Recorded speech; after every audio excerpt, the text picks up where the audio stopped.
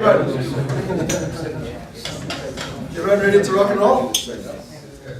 Okay, can I ask for just the most important thing that we want to achieve this morning is to be interactive. So this is not a lecture, this is not a presentation, this is an interactive session. Is that fair enough? Yeah. Yep. I personally was in the emergency ward for most of last night. My son, unfortunately, a 15-month-old, had a seizure. For those of you who are parents and have experienced it will know what I'm talking about.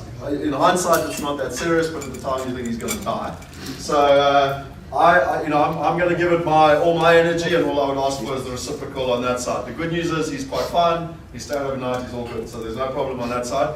But all I am saying is that I'm going to come with full energy, so there's no excuses from your side. Fair enough? Okay. So just to start off, what are we doing and why are we here? For me, the most important thing of why we've set these breakfasts up, and we've got the privilege of having a lot of people in the room that have been over to America with us. We see what's happening on the ground there, but we also have a lot of fun together, and it's quite nice to get together as a group of people. So for me, the first thing is about networking. It's just about catching up and finding out what's happening, what's your experience. Because can we all agree that property realistically goes well, good and bad? Yeah?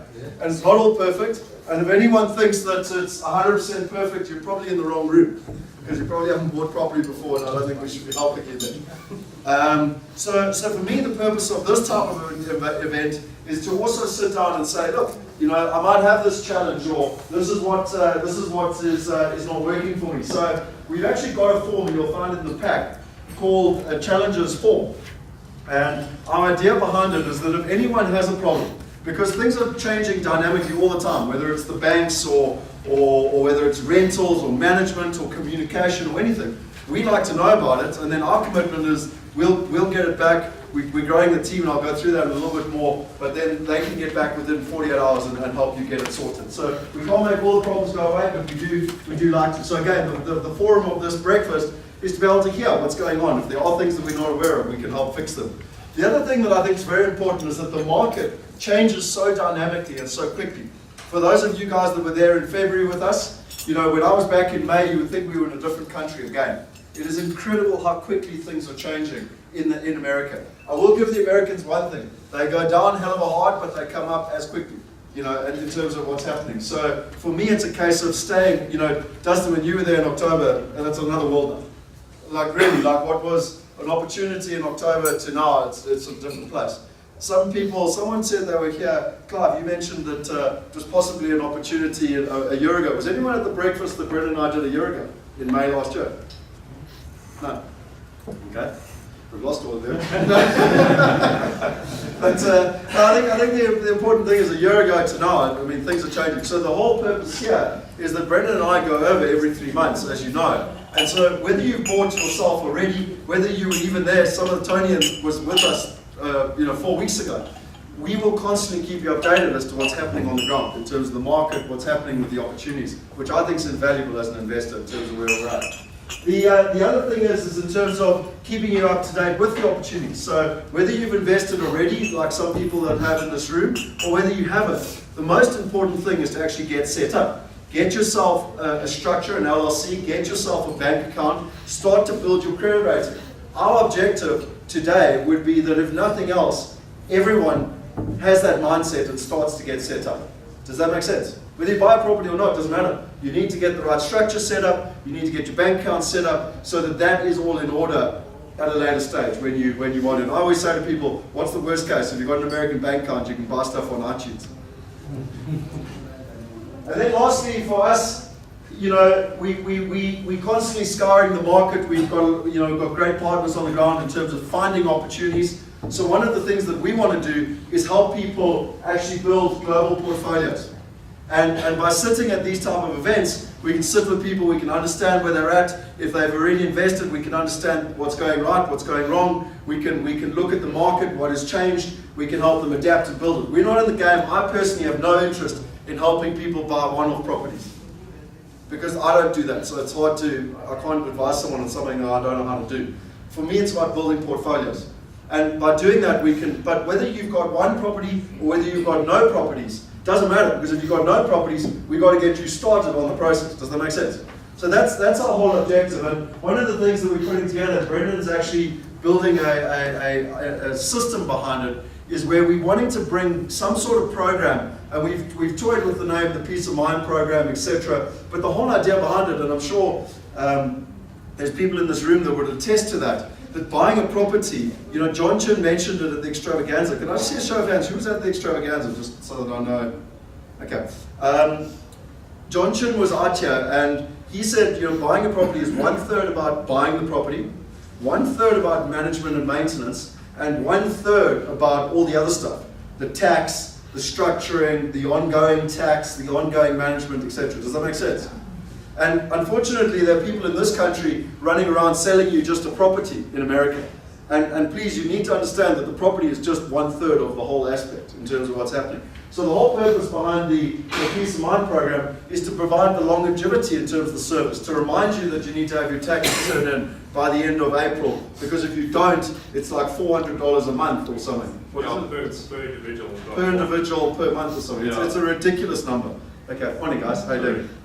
So that's the whole idea in terms of giving people that peace of mind, because I understand you're all busy, I understand you're all successful, I understand you've all got a lot on your plate, and so what we want to do is, through our experience and through Brendan's ability to build systems, make it easy for you so that it's easy to track in terms of where we're at. So those are our objectives in terms of this breakfast. There is one gentleman to thank, and some people in the room will recognize his name, Michael. You guys will know Michael. Michael's been on my case quite a lot. He came with us in February on the buyer's trip when we went out in February. And he personally asked a number of times for us to do these type of breakfasts. He said to me, listen, Scott, it's very important, because I'd like to, he's in Durban, he's networked with a couple of the guys in Durban. He said, listen, I own properties there. I not only want to meet with the other people who are on the buyer's trip, but I want to meet with other investors. And to be honest, it's got nothing to do with whether you invested through RPS or not. It's irrelevant. We are all American investors, and therefore we all got a common goal, common objective, common basis. Does that make sense? In terms of where we're at, yeah? So that's really the basis of where we came for. And I think the slogan behind it is the most important. It's powered to USA investors by USA investors in terms of what we're looking at. There's two real objectives, and for me, the whole thing behind Wealth Migrate that Brendan and I and Kenny built was this whole using nature's laws. So a bird, a lot of you would have seen this slide before, but a flock of birds, 25 birds, can fly 70% further than doing it on your own. So at the end of the day, don't get me wrong, you can jump on an airplane tomorrow morning, you can fly to Atlanta, you can fly to New York, you can fly to London, you can fly to Sydney, you can go buy property.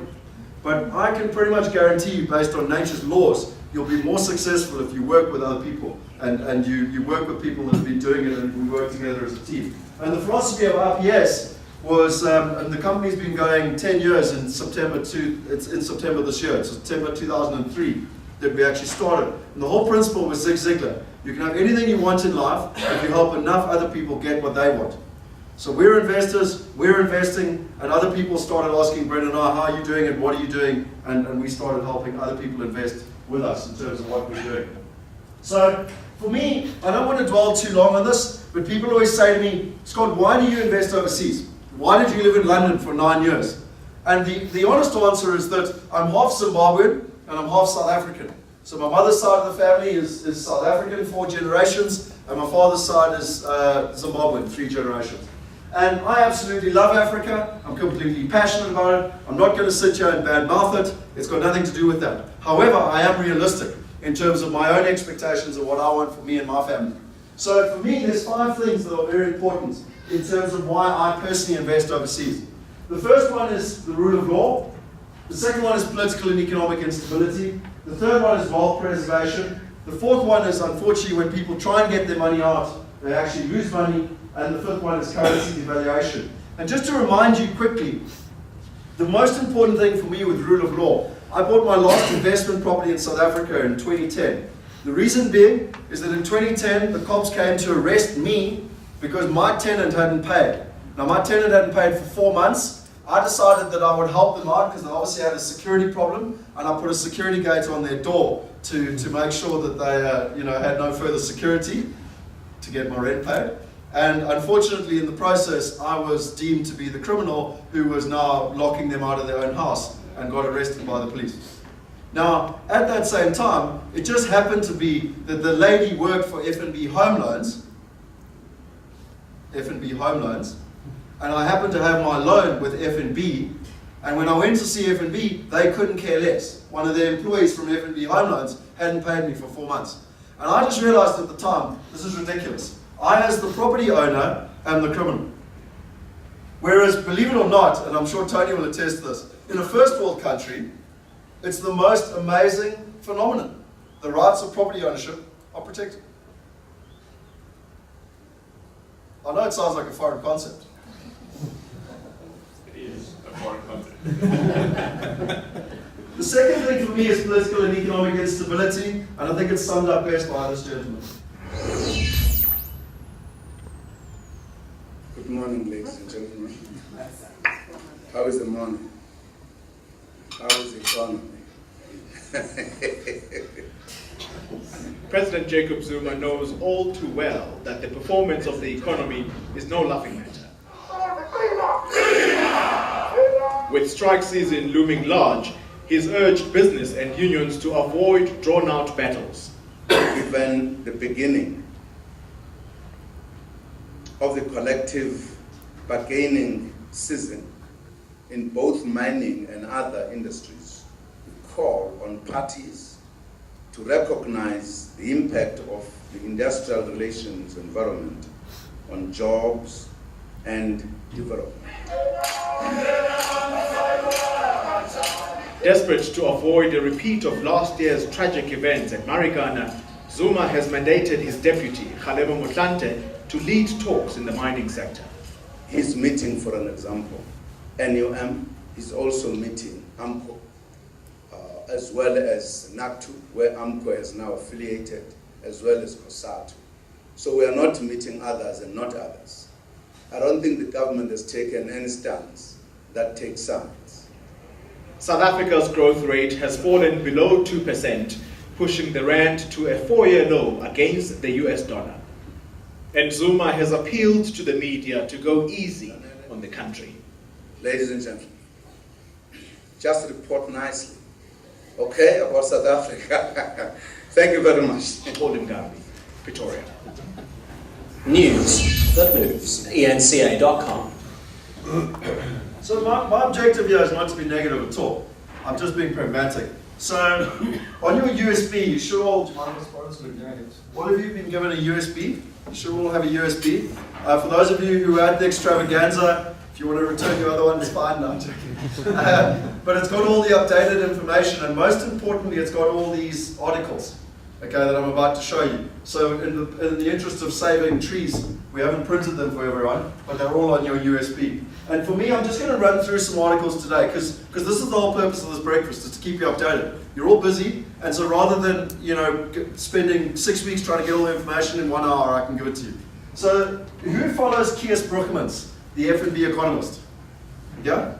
What do you find from him? He's a pretty clever guy. Yeah. I enjoy writing style. So he replied, I got an email yesterday. and he's just not with it. Oh, okay. And I mean, he gives it to you as it is. Okay. Anyone else? Someone else at the back? Same thing. Same thing. I will be honest with you. I've learned more from Kies Broekemans about economics than I learned at university when I studied economics. Because exactly what you said, he makes economics simple for the layman, I believe. I've learned more about economics from reading stuff. So there's an article here which literally came through. Yesterday was, what are we today? Wednesday. I got this on Monday. And I've just got some points here. Given the deteriorating condition of the SA economy in terms of slowing growth, downscaling of the growth forecast, progressive weaker rand, loss of investor confidence, risk of more debt downgrades, and upside risk to inflation, while also highlighted recently by SARB, the inclination may be to extrapolate such deterioration in the absence of clear political leadership addressing the key issues. He goes on to talk about the concern that with the way things are going from a leadership perspective, so not a macro perspective, a micro perspective, what we're in control of, that the last time our debt got called in this country was in 1985.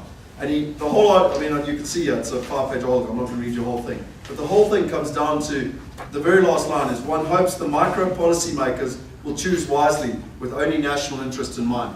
I would highly recommend reading that article. It's on your USB. The second one for me is that it's pretty much been highlighted by that newspaper article, but it's just talking about the markets defying Zuma, where effectively he came out and tried to instill confidence and unfortunately had the complete negative effect. The third article for me, which was from Brendan actually sent to me, and I read this 2 days ago. This one is extremely concerning to me. It's by a research organization, and it talks about the riots in Brazil and Turkey and how they can be predicted based on inflation trends and what is actually happening. Riots have broken out across Brazil and Turkey. India, Argentina, and South Africa are next on the list. Believe it or not, these things can be predicted by looking at inflation stats and monetary debasement rates. 6 months ago, Johannesburg-based research house ETM Analytics predicted this would happen because these two countries are among the worst monetary abusers in the world. The research appears to show a direct link between inflation and social unrest. So it says this has everything to do with the fact that the South African Reserve Bank and the commercial banking system has been flooding the system with newly minted fiat money for the last 3 years, pushing the Rand-US dollar exchange to its lowest level in years. To have a strengthening currency, one needs a prudent central bank maintaining positive real interest rates, not printing new base money to hand to the banks, which they can then lend to creditworthy people, while those people who don't have access to credit markets or are not savvy enough to invest in inflationary sectors are becoming poorer. And quite concerning, and you can't see this, but South Africa is third worst in the entire world based on income and discrepancies and problems with inflation in terms of where we are, in terms of their predictions. The whole thing that they talk about here is that there's a direct difference between CCI and CPI. So it's two different ways of actually determining what inflation are. And I think really from my perspective, this wouldn't have made me as concerned unless I'd done quite a lot of work with Clem Santa. Who here has been to any of Clem Santa's speeches in the last year? Okay, so can anyone give us some update in terms of what Clem Santa said? There are lots of red flags. And what did he specifically talk about that was one of the biggest problems? Labour unrest as well. Okay, so labour unrest, it's exactly right. But he actually talks about the concern of the Arab Spring and what's happened in the countries north of Africa and how we've got 10 million youths that are unemployed. And when they basically sat with the political leadership in North Africa, and they said, why did it happen? They said the reason it happened was that you've got a whole lot of people that are unemployed and are feeling unheard, and ultimately they go towards the unrest. So the concerning thing from Clem Santa, and I'm not going to go into this in detail, I've done webinars with him, we've got live talks, but the concerning thing for me with Clem Santa is that I did an event with him in September last year, and he's got 3 probabilities for South Africa. 50% is the best case scenario, so there's a 50% probability we stay in the top performing 54 countries in the world. Then there's a 40% chance of us dropping to the second scenario, and then there's a 10% probability of us going to failed state, which is Zimbabwe, Syria, etc. That was in September last year. Yeah. I understand. Yeah, so when I did the webinar with him in February, because in September it was just before Marikana. In February when we redid it, it changed to 50, 25, 25, exactly like I said. And this gentleman actually beat me to it. So you've won the first prize. You get to choose. You can either have a 10 Rand or $1. You'll have a dollar. There we go. For those of you who've already stolen the currency, well, we know you South Africans. So that's exactly it. It's 25%. And that for me is an extremely concerning thing.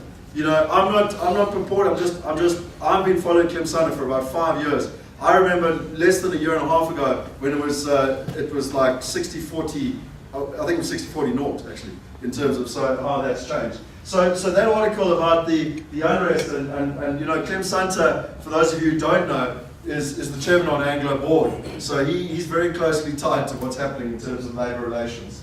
The third one, and I'm not going to go into this in a lot of detail, if you want to go, I've got whole webinars on this, but most importantly it's what's happening with the land in terms of the expropriation bill and how they're actually changing the onus of land rights from the government to the individual. Basically, they're wanting to change the right to lawful, reasonable, and procedurally fair administrative action, LIMSA week third. So what they're going to do is they want to be able to identify land for redistribution, followed by a notice of expropriation, after which the expropriating authority takes ownership and possession of the property. It is only after transfer of ownership that the question of compensation is considered. And for me, this all comes from the Center for Constitutional Rights. So this is not me just trying to be negative here. And she talks about the 5 most important things. So basically, it's shifting the constitutional burden of land reform to the individual owners. It'll have an impact on the property market as a whole. It will, because effectively the whole compensation then will come up. It'll threaten the stability of the agricultural industry, and it'll affect cooperation between the agricultural sector and governments, and ultimately it will undermine investor confidence. And for me, from a wealth preservation perspective, that is critically important. Is that basically agricultural land, or is it all properties? Well, Clive's Your house in Santon, there's going to be No, because even look at Zimbabwe, they didn't necessarily expropriate a house in Borrowdale. Okay, but you were with me in London back in 2004, 2005 at events when they were doing that, and do foreign investors know the difference? Well, get spooked, that's for sure. Yeah.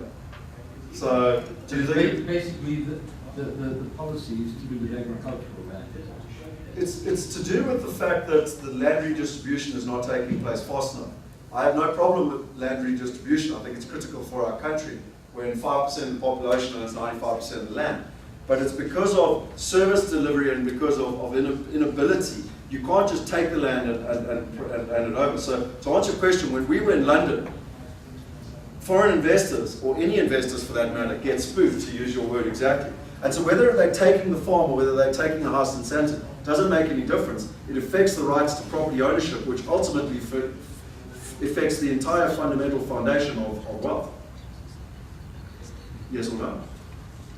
Well, yeah, it will undermine people's attitude to investment. But what I want to understand is that the policy is largely directed to agricultural land, or would they put an approach on, well, it's not going to be a house in Santon, but what about your 5 acres of a house out in North Riding or Ramsey or something like that sort of It thing? can be taken under that land appropriation. What it means, basically what they're saying, because I've got that issue with the piece of land out there at the moment with the road that they want to build, is if the government deems that that land is necessary for a government project, they'll take it.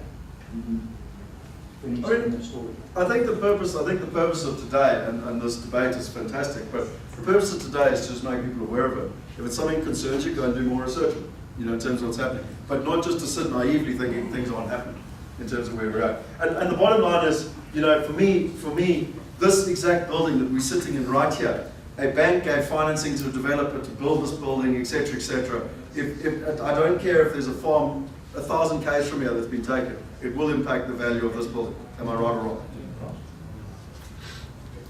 The fourth one is, again, if you've heard me do any presentations before, there was research that came out in 2010 that 80% of South Africans that invest overseas, now it's not just property, whether it's property, stocks, bonds, whatever, actually lose money. And we've done quite a lot of research on this, and our business partner Brendan and Henny actually tried to work out why it was. And our number one reason is that people make crisis investments. They wait until the rand is falling, they jump on an airplane, they fly to London on a business trip for 3 days, and they say to themselves, well, I'm going to buy a property. And to be honest, if you think about it the other way around, if a British person was to arrive in Johannesburg on a 3-day business trip and was going to buy a good investment, what are the chances? Okay? A guy from Atlanta flies out here and rocks up and is going to buy a property. Is it going to happen? He comes on a hunting trip and buys a property at the same time.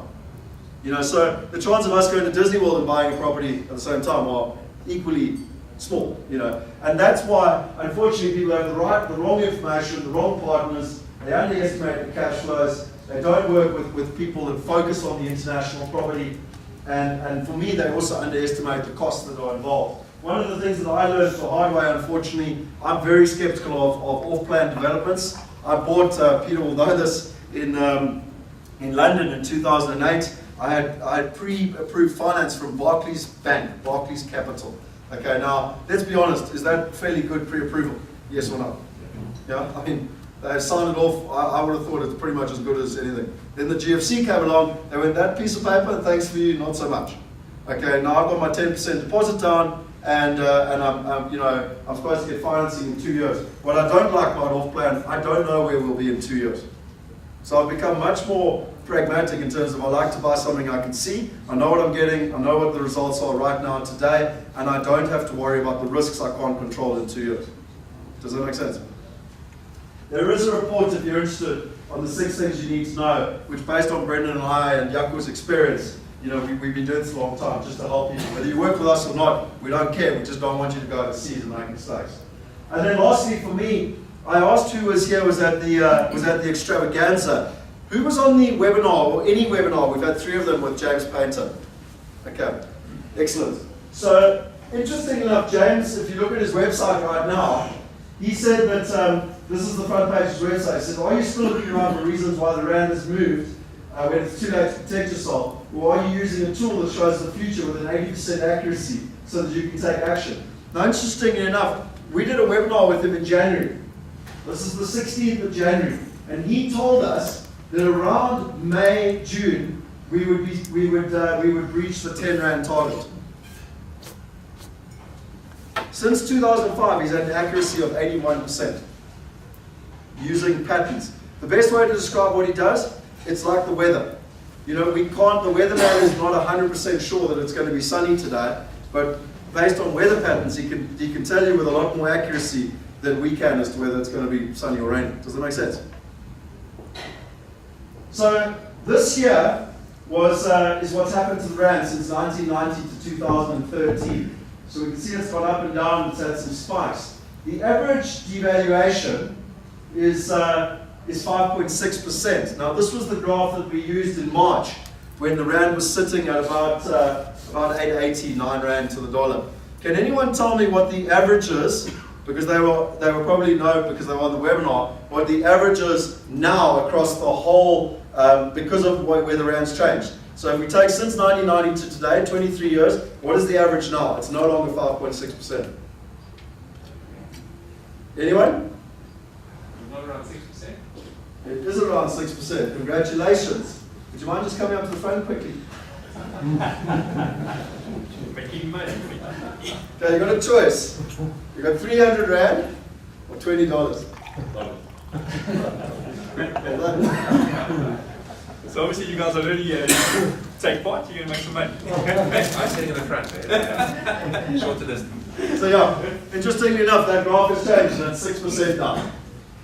Just to run through for those of you who weren't on the webinar, it's not just a sentiment thing. It's not just because people don't like what Zoom is saying or not saying.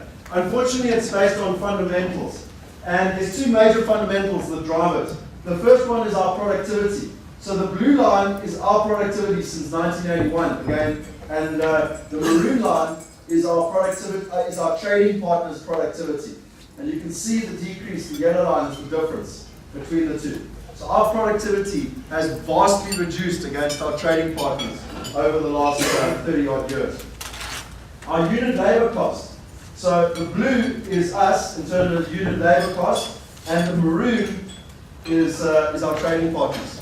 So again, there's a stark contrast between the labor cost in South Africa versus our trading partners. And someone asked a very good question on the webinar. Why 2008? Why does it stop? Because some of our new trading partners like China, the research doesn't go back far enough. So it's very difficult to assimilate. But can we agree that that trend is not necessarily diminishing, it's actually increasing? Does that make sense? Anyone disagree with that? So in March, when we did the extravaganza, you can see here this date, it's the 6th of March 2013. James sat with us live. We have a presentation if you want to go and watch it on the internet. And he told us that in the next 3 months, we would be in a target range of 950 to 1030. That green box there. So he's not 100% sure, but the target range in the next 3 months would be between 950 to 1030. Does anyone know what we were this morning? Or are this morning? 10-10. What is it? 10-10. 10-10. 10-10. So can we agree that he's pretty spot on? 3 months later. And the frustrating thing for me is that we had 202 people come to the extravaganza and hear this and be shown this, and then not actually, only about 20 of them took action. And there are 180 people that are sitting there going, if only I bought when the Rand was 880, 890, which is what it was at the extravaganza. And so for me, this research, now on your USB is all his research. And what he's also agreed to do is for the next month you can get his service for free. So log in, see how it works. I would highly recommend it. I personally pay the subscription for it. Scott, can I jump in? Yeah.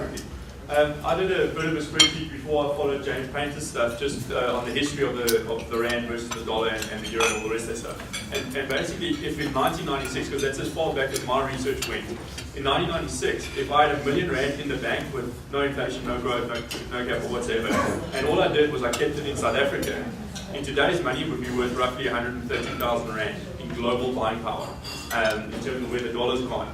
If you just moved it to the States, you didn't buy property, you didn't get any growth on it, no interest, no nothing. If you just did that, it would be worth between 1.7 and 1.8 million Rand today. And that's not investing in anything else except transferring currency from one country to another. And that trend is not slowing down, we can see it's accelerating. And that was my own internal research, it wasn't following this guy. I think the important thing is that as a property investor, I don't really care where the Rand is going tomorrow or next week or even in the next couple of months, because I invest personally with a 5-year view plus. So what's more important to me is that over the next couple of years, James's research is pointing that the target area is going to be somewhere between 14 and 21. The only thing he's not 100% sure is how long it's going to take to get there and exactly how high it's going to go. And you can read all his documents in terms of, there's a whole lot of barrier lines and everything else. If you read his research right now, he says that best case scenario with about a 30% probability, we should get back to about 930 in the next couple of weeks or so.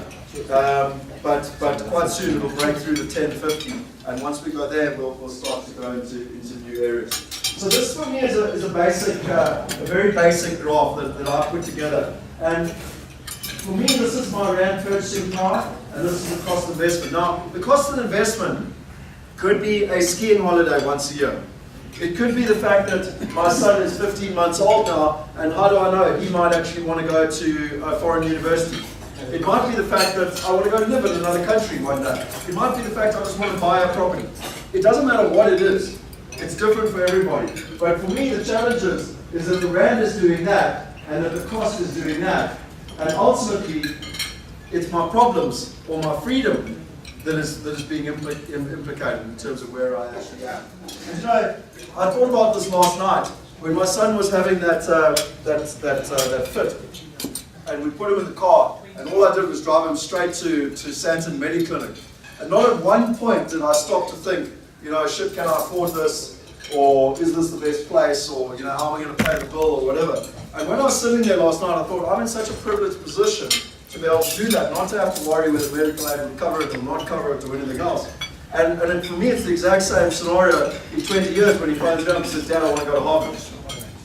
You just want to do whatever is best for your kids, you know. I'm not being melodramatic. It's just the exact same analogy for me as to what we're trying to do in terms of freedom.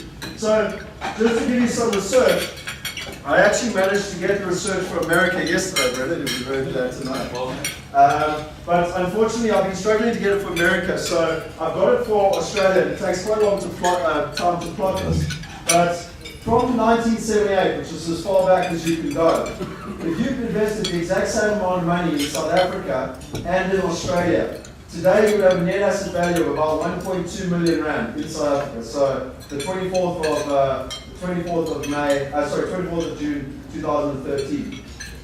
If you invested in Australia, you'd have a net asset value of over 4.5 million Rand. Yep. What percentage of that is due to currency depreciation? It's interesting, I've got all the graphs if you're interested. It's probably 50-50. Okay. Like, our property market hasn't necessarily done better or worse. You've obviously also got to take into account inflation. You know, in terms of the nominal growth versus real growth, you know, in terms of it. But all I'm trying to show is people the impact long term of where we're at. The one that I'm actually even more interested in, well sorry, that's a 400% difference. The one that I'm more interested in is because capital growth is something that I can't necessarily bank on. which I think is asking the question that you're answering. Whereas income is pretty much, well, it's not guaranteed, but it's the thing that's important. That's what I can manage, that's what I can control. And doing that exact same research, you'll actually see that South Africa was doing better than Australia, and then unfortunately started to dwindle, and currently we would be sitting at about 90,000 Rand passive income per month in South Africa, and about 220,000 in Australia. And again, I do have all the research now for America, so as soon as I update that, I'll send it through to you in terms of where we're actually at. And it's a 250% difference. So this graph, you can't see it. I did this on the webinar the other night, and so I'm not going to spend a huge amount of time on it. But all that I wanted to show, is there anyone in the room that is thinking like I was thinking? So, right, damn it, should have bought 3 months ago when the Rand was 8.99 Rand. Tell you what, I'll wait for a year because it's going to recover to 9 Rand at least. Anyone feel like that? Okay, yeah, 100%.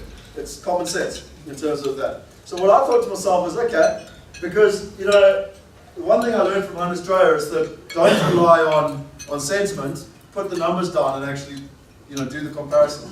So I did a scenario planning, and what I thought to myself is, I thought, right, we've got 2 scenarios here. So if I buy a house in Atlanta today, cash, it's going to cost me $120,000. The average growth in America for the last 30 years has been 9.75. In Atlanta at the moment, it's actually quite a lot higher than that on a per annum basis. But let's be conservative and just work on the long-term average at 10%.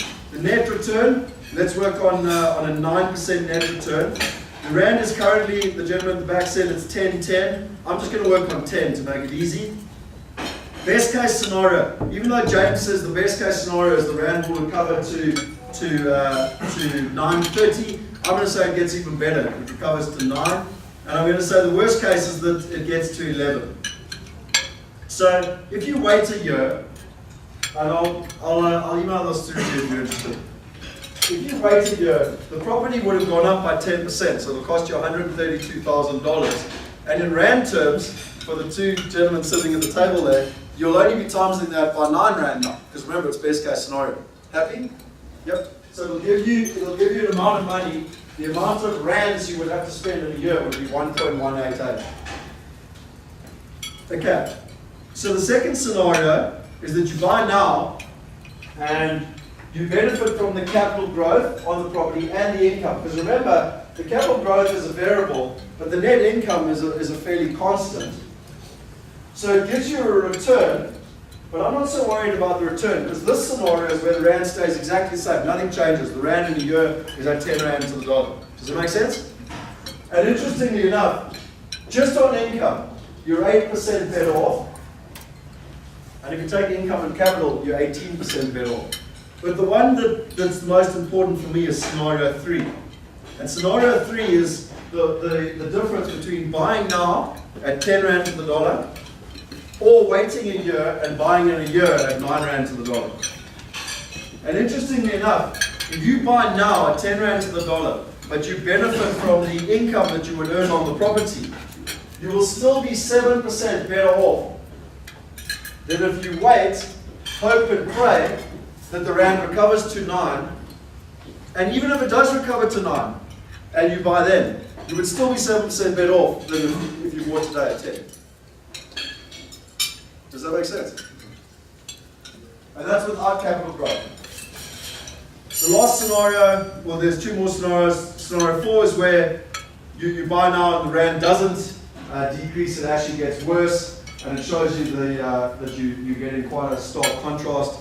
And then lastly, scenario 5 is where it's very difficult to get financing in America, but if you could get financing and if you could leverage at 50%, it shows you that your return in terms of, even if the Rand improves to best case scenario, so even in a year's time, if the Rand improves to 9 and you buy today at 10, you're still better off if you leverage it, then, and your total return is obviously higher because you're benefiting from the leverage effect. Now, just to show you, I did all those scenarios, and just like Brendan spoke about, you can see all the numbers there.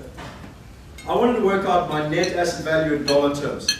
I don't really care what my net asset value is in Rand terms. For me, it's irrelevant. because it can't determine whether all the things I said earlier. So I wanted to work out my net asset value in dollar terms.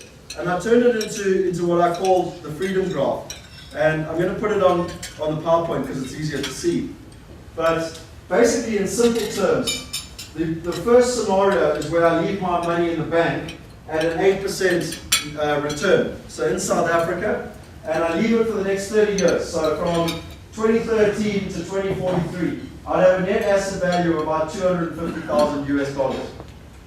That's if I invested 1.2 million rand today. Make sense? Happy? If I bought a South African property, and I don't know if you know this, but the 30-year average in South African capital growth is 12%. And so what I worked on was the 30-year average of 12%, and I worked on a net yield of 8%. Is that fairly good, just in terms of fairness, in terms of what we could get at home? Yes, no? Yep. So if I invested 1.2 million rand with those type of returns over the next 30 years, my net asset value would be about 770,000 US dollars. Option 3 is if I wait a year and the rand recovers to 9 rand to the dollar and I invest in a year. You can actually see the green line when he starts a year later. My net asset value if I buy a property in America would be about $2 million. If I buy today at 10 rand to the dollar and I benefit from the income, and this is the advantage of compound growth, I will have about $2.3 million. And then lastly, if I take out a mortgage, then in America I get the leverage effect. And the difference really is 222% between leaving my money in the bank and buying a South African property. It's 174% between buying a South African property and waiting a year. It's another 10% better to actually take action today than wait a year and hope that the rand recovers. And lastly, it's another 79% if I look at something where I can get financing. And just to show you the stark difference between the bottom and the top, it's 16 times better. Or between the South African property and the American property, it's four times better. So, for another award, can anyone give me the definition of the difference between local investing and offshore investing? Rand hedge? Yep. It's actually a formula. No? Equals MC squared. Excellent. Just before I move on, I moved over those numbers pretty quickly. Did that graph make sense?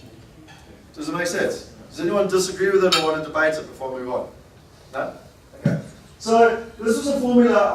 I'm a German boy, so I am going to warn you right up front that my Afrikaans is not that brilliant. But I'm always told the saying, ver van jou goed na in jou skade. Which, from what I understand, is if your goods are a long way away from you, you're going to lose them. Now, I know that there's a lot of people in this room thinking, yeah, Scott, all those graphs are lekker, but how the hell am I going to manage something sitting on the other side of the ocean? Yes, no? Okay. So for me, the definition of local investing is ver van jou goed na in jou skade minus 21%. Because this year, from the 1st of January to today, we've lost 21%, the rand to the US dollar. So unfortunately, I'm not being negative, but I hope you worked hell of a hard since the 1st of January and made more than 21%, because otherwise you might as well sit on a beach. It's the truth, unfortunately. That's the facts. For me, offshore investment, an offshore return, is first world asset growth plus first world income, which equals wealth preservation and global wealth, plus peace of mind, plus plan B. And that for me is what I do and why I do it in terms of where I am. Right, so no one won the last award. Warren Buffett, we all know who Warren Buffett is. How does Warren Buffett, what is one of the number one things he does to make sure that his investments are sound? Who's read his books? Yeah. Well, I remember from the webinar, he said he gets someone to prove it and invest these things. Find all the things that's wrong with it, and he's able to handle what's wrong with it, and he can handle what's right with it. Fantastic. So did you all hear what he said there? Yeah? No? Okay, I'm going to repeat. Do you want a dollar or a rand? Dollar. Interesting. You're going to have some rands to go spend years tonight. Anyway, So just for what this well done. That's exactly right. So what Warren Buffett says, and I would highly recommend reading his book, Snowball, if you're interested. He actually pays someone to tell him why not to make an investment. So he comes along and he says to this gentleman, you're the expert in this. I will pay you if you can prove to me why not to make this investment. But if I buy the investment, I'm not paying you. Does that make sense? Now, compensation drives behavior, which is John Chin's favorite saying. And so this person's going to do his level best to prove why I shouldn't make this investment. And the great thing with that is that Warren Buffett then sits with all the facts. Because can we agree that no matter what investment you make in the world, there is a downside to it? So if you've got all the downsides sitting in front of you, you can look at it, you can say, yes, I can manage that, or no, I can't manage it. If I can manage it, I'll make the investment. If I can't manage it, I don't make the investment. Common sense, isn't it? Yeah. So what we did is we learned that, and Henny, our business partner involved on Great, we actually went around, Henny, after Brendan and I decided that America was really somewhere we needed to go in heavily. Henny came with us in August last year, and after looking at all the partners on the ground, John Chin was the guy that we said, that's our guy. That's our guy that we want to actually go out and be that man, the one that actually kills the deal in terms of what's happening. Now, I don't know how much you guys believe in kind of flow and destiny and energy, and some of you might say religion, it doesn't matter, whatever. But the most amazing thing, we sit down with John Chin and we say, would you be prepared to do this service? He says, oh, by the way, I actually own a website, dealkill.com. It's uncanny, basically. But he specializes in doing exactly that. We specialize in doing it. His whole logic is that if you can't kill it, invest. So what I wanted to just show you was that we just got back from America, and I wanted to share with you just some of the newspaper reports that we found when we were actually on the ground in terms of what was happening there. The first one is that the Dow closed above 15,000, which was the first time it ever did it. I know it's retracted a bit now on the Fed statements, but again, this article's all in there. But it basically said the Dow Jones Industrial Average closed above 15,000 for the first time on Tuesday. This was the beginning of May when we were there.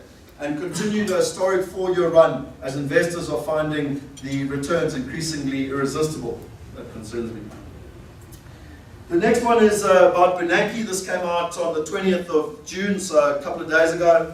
The Federal Reserve Chairperson Ben Bernanke said on Wednesday the US economy is expanding strongly enough for the central bank to begin slowing the process of its bond buying stimulus later this year. He also said that policymakers expect inflation to move back upward toward the long-term 2% goal. The Fed's willingness to dial back on the amount of stimulus it's pumping into the economy reflects the growing confidence in the sustainability and strength of the economy and the recovery. Since cutting interest rates to near zero in late 2008, the central bank has more than tripled its balance sheet to 3.3 trillion to drive borrowing costs down and spur hiring. And interesting enough, the S&P rating agency has just increased America from risky to stable, basically. The committee sees the downside risks to the outlook for the economy and the labor market as having diminished since the fall. It doesn't see rates rising until 2015. They forecast that the US economic growth of between 3% and 3.5% next year and 2.9 to 3.6% in 2015. So that just gives you an idea in terms of the market and what we found on the ground from an economic perspective.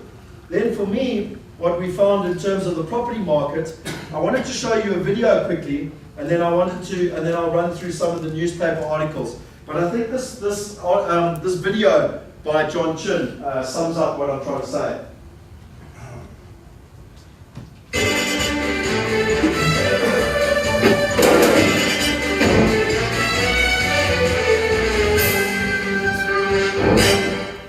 Hey Diggers, Chinny here.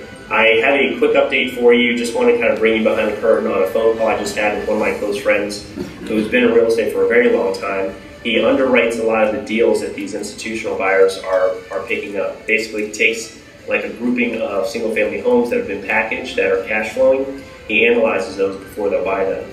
And we were talking about what's happening in the markets now, or what we call these peripheral markets. There's a distinction or a difference between a trophy market and a peripheral market. I'll define the two.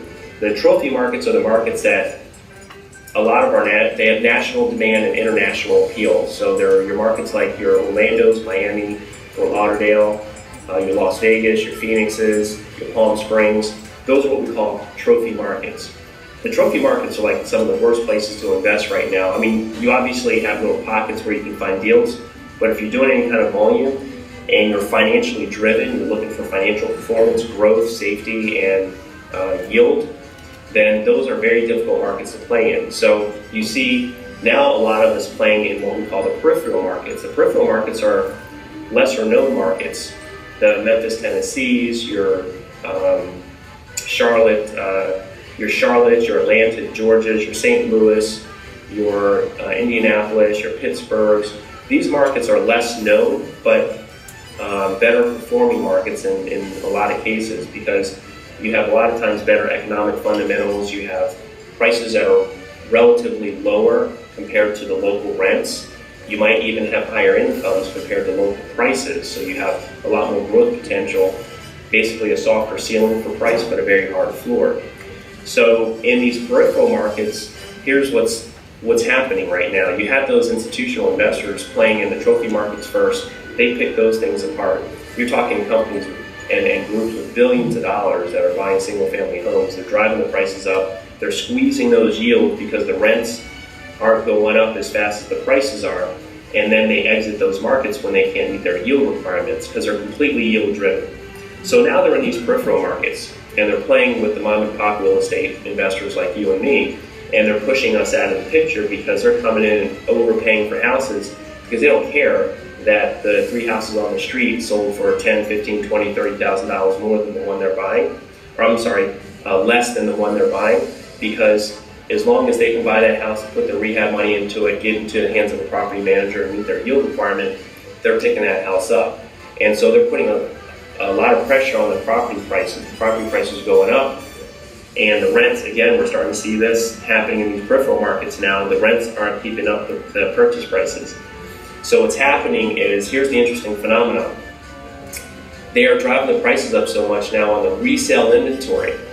Remember, in the end of 2009, beginning 2010 through parts of 2011, you had a lot of inventory in a lot of these markets. It's all been depleted now. Sometimes in cases where you have like 14 months of supply down to maybe in the Atlanta market right now, we have about 6 weeks of inventory for the stuff that we're looking at.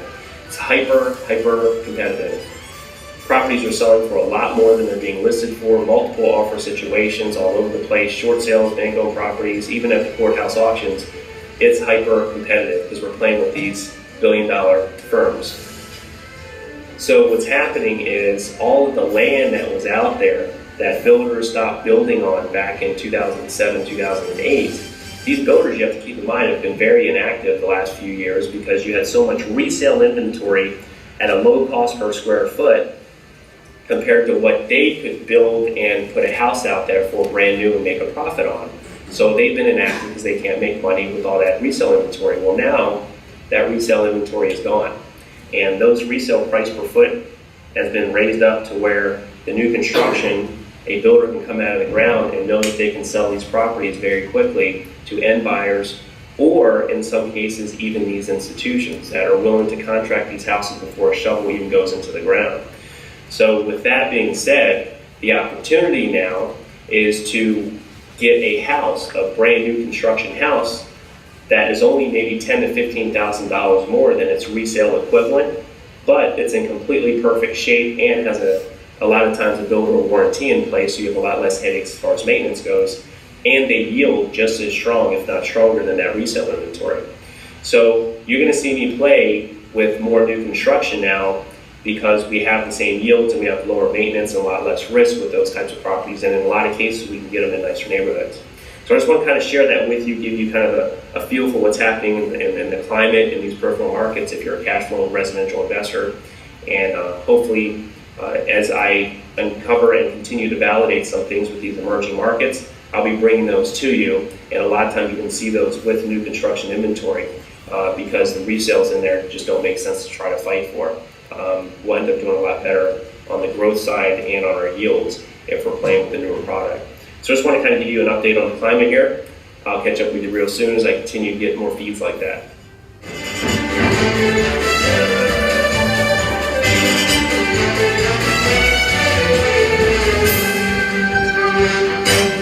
So John sent that out, I think, the end of last week. So I mean, it's a couple of days old in terms of what's happening. Now, just my interest, who's met John here personally? I know a couple of you guys. Okay, what are your guys' thoughts on him as a person in terms of his investigation, his ability, etc., etc.? Yeah, you agree? Yeah, so dynamic, top of his game. I mean, would you agree that he's the right type of guy for us to have as our guy on the ground? Little bit, actually. He's China. He tells a funny joke that the very first time he met a South African, the guy came up to him and said, "How's it, China?" He was like, "She's this like some bloody racist." It's just the usual South African slang. So. No, but just some things that we picked up when we were there, and I'm sure Tony and Peter and the guys that were with us now in May. These were actually articles that we picked up literally from the newspapers when we were there. One of them, it's all in your USB survey. Over 50% of Americans expect the home prices to rise. More than half Americans now expect the country home prices to climb within the next year, illustrating a growing optimism towards the health of the housing industry.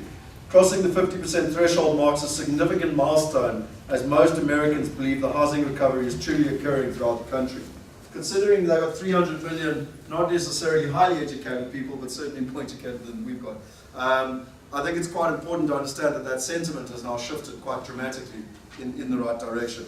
The other one that's very important is that the funds see an opportunity in real estate. I think this one I'm not going to read in too much detail, but you really need to understand the impact that the funds are having. The third one is that US home builders confidence soars to a 7-year high, which is very much what John was talking about there. For the first time in 7 years, most US home builders are optimistic about home sales, a sign that construction could help drive stronger economic growth in the coming months. The housing recovery is looking more sustainable and should continue to boost economic growth this year, offsetting some of the drag from higher taxes and federal spending cuts. Steady hiring and low mortgage rates have encouraged people to buy homes. The increased demand, along with tight supply of homes for sale, has pushed the home prices. And then this one here is that the recent research is that the property market is now up over 10% for the last year, which is the best increase it's had in nearly 7 years. The rebound in house prices is heavily driven by the western states. 8 of the top 10 appreciating markets is in California, with Phoenix and Las Vegas rounding out the list. And then lastly, there's one actually here, because for me it's not all about being positive, it's also about being negative, keeping your feet on the ground. I know when Peter was there, he went with the attitude of understanding what's happening and trying to punch holes in the story, if you want to call it that, which I think any wise investor should be doing all the time. You know, it's never always good. So there's an article that I've got here about signs of a new housing bubble in several areas. Only a year after the US housing market hit bottom, it may be bubbling again. Odd as it may seem, some economics warn the steady rise in house prices, at least in some markets. However, when you go on to read about it, it talks about all the areas that they're worried about from a bubble perspective are the ones in California, Los Angeles, Phoenix, and Las Vegas. So all the top 10 that I just said had the highest rises are also the ones, which ties back to what John Chin was saying, because that's where the big funds have gone in, that's where the trophy markets are, that's where the international investors have bought up first in terms of where we're actually at. So just to give you some updates on some of the markets, in Orlando's had 12% capital growth this year. It's up 38% from the low of 2010. Its inventory is at its lowest since 2006. And our partners on the ground there, the thing that we like about Orlando is that its anchor tenant is Disney World. It's not susceptible to tourism. So they had 50 million people come through the airport before the crash. They had 49 million come through the airport at the lowest point of the crash, and they're back to 50 million. And the type of tenant that you've got there is someone who's working at Disney World. 100,000 people are employed by Disney World, SeaWorld, and Universal Studios. And just to give you an idea, that what we've got in Orlando is very much what South Africans are used to. Sorry, I'm using my Mac for the first time presenting. And when I went to the Mac store, they said, once you go Mac, you can never go back. And I said, that's because you killed yourself.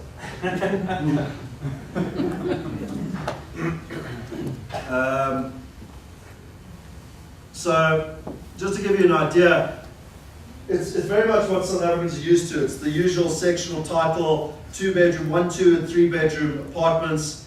You can see there, and this is all on your USP. The type of property prices are in and around the 70, probably between 65 and say $80,000. You can see that in terms of if they need to be renovated, the renovation cost. The only thing one needs to take into account in Orlando is that you've got the Homeowners Association. Now, in South Africa, can we agree that your body corporate fees are about 0.1%, maybe 0.15%, but let's just for simplicity's sake say 0.1. So if I buy for R1 million, I should pay about R1,000 a month. Happy? Yeah? No, it's higher than that. Higher than that? So you say 0.15%. Okay, so let's say 0.15%. So let's say it's R1,500 a month. Okay, at least if I'm spending, you're probably right, okay? So can we agree that if property prices here are devalued to 500,000, my body corporate rate would still be 1,500 a month? It can't change because electricity still costs the same, the gardener costs the same, etc., etc. So the problem you've got in Orlando is that if you look, this property in 2006, 2007, the last sales price was $210,000. Now you're buying it for $74,000, and so the percentage, the Homeowners Association, the body corporate fee, takes quite a high percentage of the net yield. It's just something that one needs to take into account in Orlando. However, on the positive side, you have a body corporate, so you don't have to worry about the maintenance, etc., in terms of what people are looking at. So this here is a 2-bedroom, 2-bathroom, 1,000 square foot, which is about 100 square meters apartment. They all come within complexes with pools and facilities and everything else. And you can see the full cash flow in terms of what one can expect in terms of the insurance, the property management. Just lastly, in terms of a map, very simply, that there is the center of Orlando, over there. That there is the airport down there. This is Disney World, SeaWorld, Universal Studios. This road here, the I-4 is the main road. It's like, I don't know, I suppose the N1 going between, through kind of Johannesburg, Victoria. This property is based there. The best area of Orlando is what they call the northern suburbs. Sorry, I couldn't see the where's the property? Yeah, the house. Oh, okay, got you. So the best area in Orlando is the northern suburbs. It's like effectively the northern suburbs of Joburg here, where it's the older areas, it's the more traditional areas, it's where the better schooling districts are. But then the nice thing is the tenant can jump on the I-4 and be straight down to work in either the city, Universal, SeaWorld, Disney World, the airport, everything. It's well located in terms of its location. So I'm a bit surprised Orlando is not a trophy market. Everyone's heard of it. it was a trophy market, and it is a trophy market. And what John Chin said is one has to be very specific and be very picky in terms of, because it's already had a lot of capital growth. So, but we're not interested in the high-end properties. So a lot of people, particularly like in Miami more than Orlando, a lot of the South American money's come in and bought trophy apartments, really nice apartments on the beach in downtown Miami, etc. In Orlando, they've gone for the vacation rentals, the more expensive houses, etc. We're talking more about the apartments that kind of the middle-income American would be working at. Yeah, condos, yeah.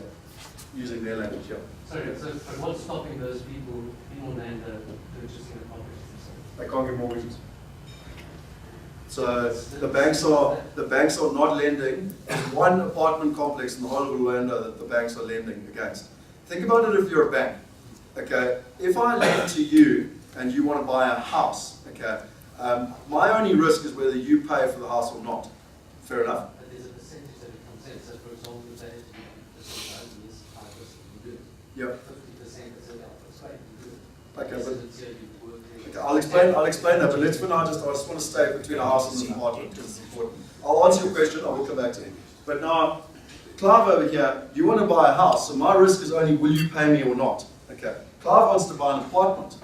Now I've got a problem because what happens if 50% of this apartment is being repossessed They're not paying their body corporate. The homeowners association is the word they use there, is not being paid. The lifts are not being looked after. Now, I repossess the unit off Clough. Great. But what I do, I'm still within the complex.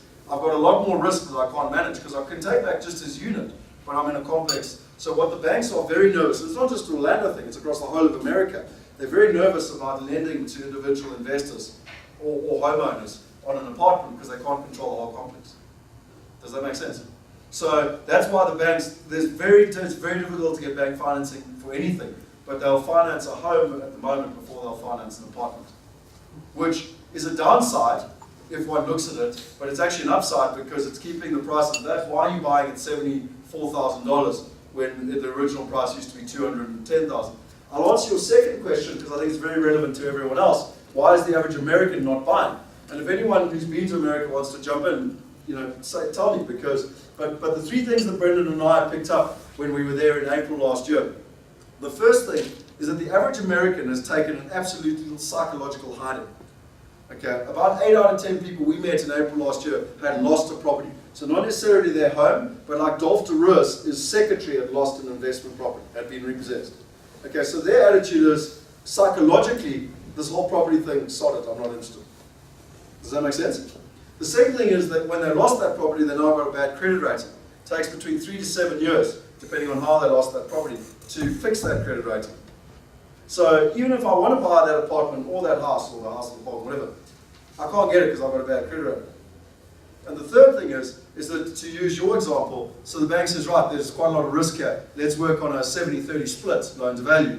Well, I don't have 30%, so I can't do it. The Americans actually measure how much money they're going to spend by the repayment.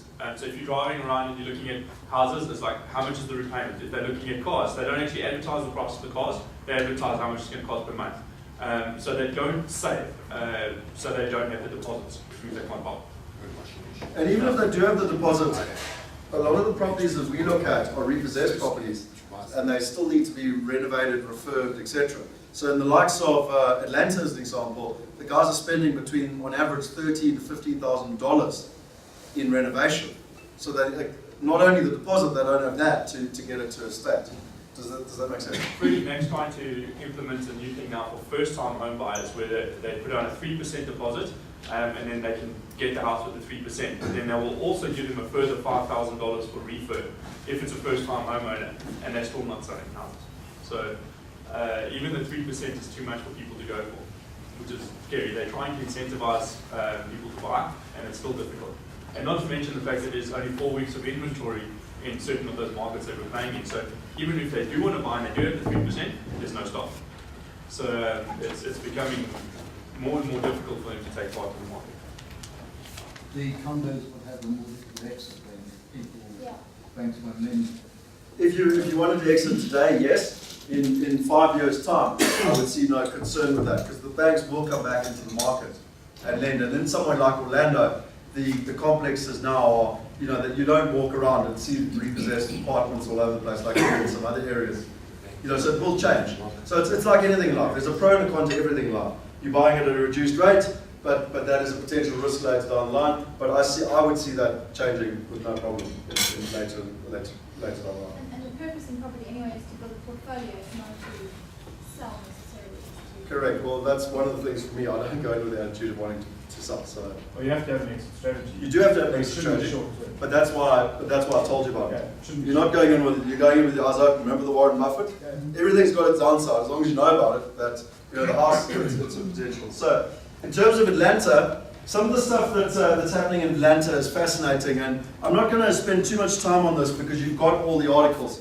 But I would recommend you read it because you really need to know what's happening with regards to the funds. Blackstone, a private equity firm, has spent more than $4 billion on 24,000 rental properties in the last year, making it the largest buyer in the US. It's purchased residents from building and land technology. It's the single biggest family rental division of Blackstone. That's everything from that article. This one here says that private equity firm, hedge funds and individuals are racing to buy in a shrinking pool of foreclosures or distressed homes to rent. They're seeking to profit as prices remain 29% below their 2006 peak. and potential buyers can't get mortgages with the banks restricting credit. Blackstone's global head of real estate said in an interview last week that it's getting harder to acquire properties for profit as competition intensifies. Blackstone, the world's largest private equity firm, is leading investors in transforming an industry that historically was a mom-and-pop business, with Goldman Sachs Group Incorporated estimates is worth $2.8 trillion into an institutional asset class. They've targeted such states as Arizona, California, Florida, and Nevada that were the hardest hit by the housing crash. Competition in Atlanta has pushed out some local investors who have complained they can't compete with the institutional firms that are willing to pay the higher prices. So that was everything from that article.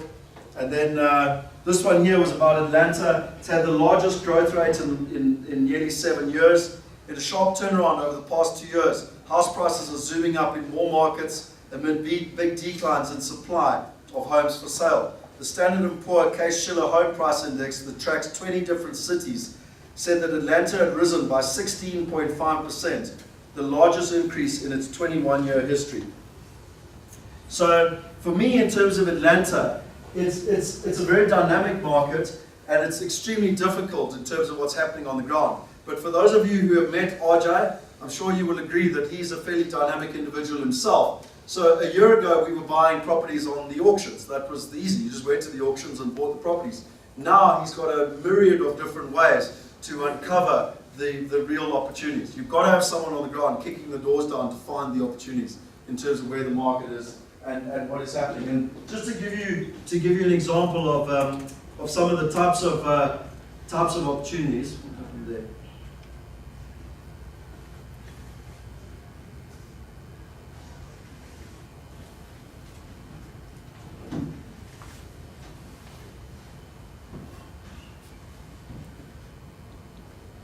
So, in terms of the demand, what they have done in some of the areas with Atlanta to try and keep the prices competitive and to also keep the yields competitive, they have also looked at some of the further out suburbs. So you'll see here this particular property, it's $90,000, built in 2002. It's got a net yield of 8.5%. And the size of the property is 1,300, so about 130 square meters in terms of that. This property here is about $98,000. It's a brick place. You can see their net yield of about 8%, and the size about 150 square meters. Fortunately, the picture's not a great one there, but we've got all the videos and everything. I'm going to show you now quickly.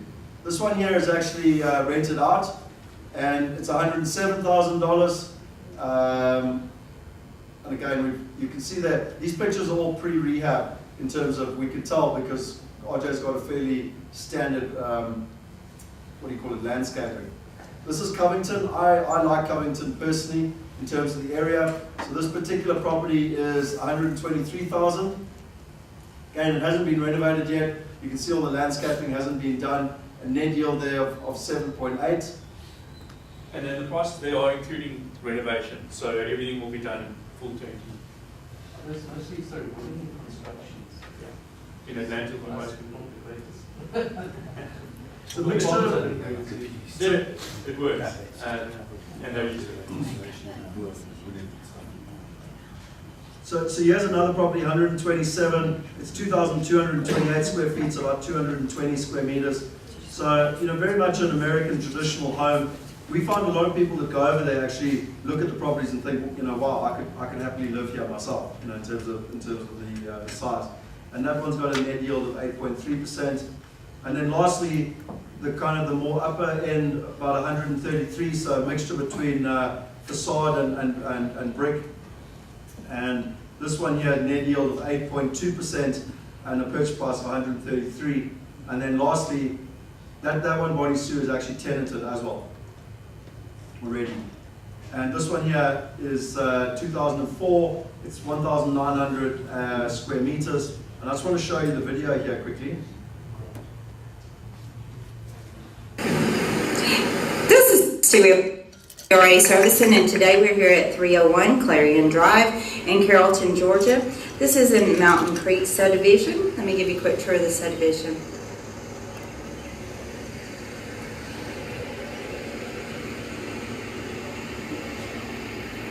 It's a nice, quiet subdivision, well maintained. This home here, as you can see, is So I'm not going to go through the full video, but on any property we've got the full surround. It goes around the suburb, it goes into the property in terms of what's happening. Yep. Scott, I just want to ask that rental and that yield, is that all inclusive of the management fee? Yes. To get it rented out? So it's a net yield basically. That's the So it takes into account the rates and taxes, it takes into account the management All fee, expenses. the expenses, yeah. So outside it's pre-tax basically. Okay. So it would be a net yield pre-tax. Does that make sense? Yeah. You happy with that, Stuart? Would you agree with me? Yeah. Typically, what is the length of the lease and what's the escalations to that? And does the managing agent guarantee occupancy? Okay. So a couple of questions there. Everything in America is dependent on the area. So in Orlando, traditionally you're looking at a 12-month lease. In Memphis, the lease is about 23 months on average. In Atlanta, it's a 3-year lease. They've got an option there where they call it a three-year lease option. So the tenant actually goes into the house. They have the option to buy the house in 3 years at a higher rate. It's not an exit strategy to use your thing. It's just to get the right type of tenant into the property and to get them to sign on a 3-year lease. You get them to also sign at a higher rent than say what they're getting, in the same street. Because what happens is the mom and pop arrive and they say, right, the renovations are really good, high standard, this is what I want. Now, the guys that we work with, the management company there, they get thousands of applications. It's not about getting someone through the door, it's about getting a quality person through the door. So to answer your question, they don't guarantee the rent. It's not a rental guarantee, it's not added in any price anywhere or whatever. And it's very much a case of trying to get the best tenant into the property because that's what's going to determine your long-term return. Does that make sense? In terms of what? So we have found, student be able to test this, sometimes it might take a little bit longer in terms of, but what RJ always says, just wait until you've got the right person to move into the property. But generally they say to us, you should be working on a vacancy of between 30 to 45 days on average. Okay. Does that answer all your questions? 30 to 45 days over the 3-year period? Well, because you get, generally the person moves in and stays for the 3 years. They do have a guarantee in place. This is the guarantee they do have. If someone leaves within the first 12 months, they'll replace them without paying the new fee. So the placement fee. And they've also got an eviction guarantee as well. So if they place the wrong guy in the first year and he doesn't pay, they will evict him at their cost and place a new tenant at their cost. And then the escalation on the rentals? Sorry, I didn't answer that question. So in somewhere like Orlando, what I've found in first world countries, I've invested in London, Australia and America, tends to stick just to inflation. So it's not as aggressive as South Africa. You're looking at, my budgeting, we work on 2%. Okay? In Atlanta, when they sign that 3-year lease, there's no escalation. So they fix the person in for 3 years, and that's the way. So that's about getting the right tenant. But again, their attitude is get the person at the right price from the start, and not necessarily worry from an escalation perspective. I understand where you're coming from, but it's also different in a low inflation environment. It's not quite the same as here. 3 years with no vacancies is better than an escalation. Yes. Yeah. I think that's the attitude. Try to get the right tenants in. Make sure you've got the right person up front. One thing, Scott, with these houses are what, 10 or 20 years old? No, generally less than 10 years old. Because when John Chin was talking, he was saying that the resale stock is that market's gone. There's new building stock coming to market now in the peripheral market. So with the fairly new built houses, and yet that's a bit different from these examples here. Different markets are different. I'm going to show you some stuff now quickly. Everywhere's different. The thing with America, in South Africa, I think we can pretty much safely say that kind of what's happening in Johannesburg is happening in Cape Town. Pretty much, eh? Yes, no? Do you agree with me, disagree with me? But I mean, it's not stark contrast. Cape Town's not booming and Joburg's busted. Do you know what I mean? Whereas in America, there's massive stark contrast all over the country. So if you're saying to me what's happening in the American market, you've got to be very specific which market. And so to answer your question, and I'm going to show you some of the new construction in terms of where we're at. Memphis for me is interesting enough. There's an article here about Memphis. Where's it going? Where this came out in April, and actually Memphis is the best performing yield market in the whole of America.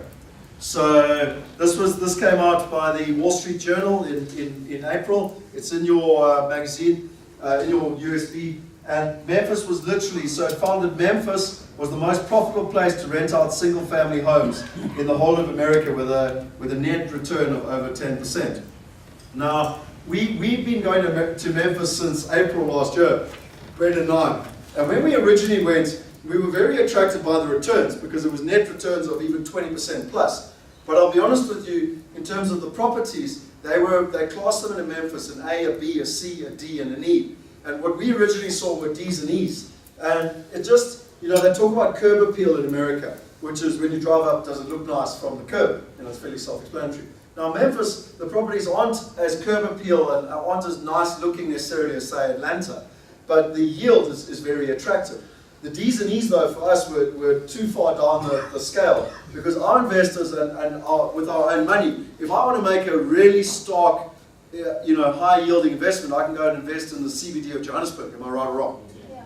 Okay. So if I want to take that type of risk, let me do it in Joburg where I can at least try and manage the risk, etc., etc. I don't want to be doing that equivalent of investment in a foreign market.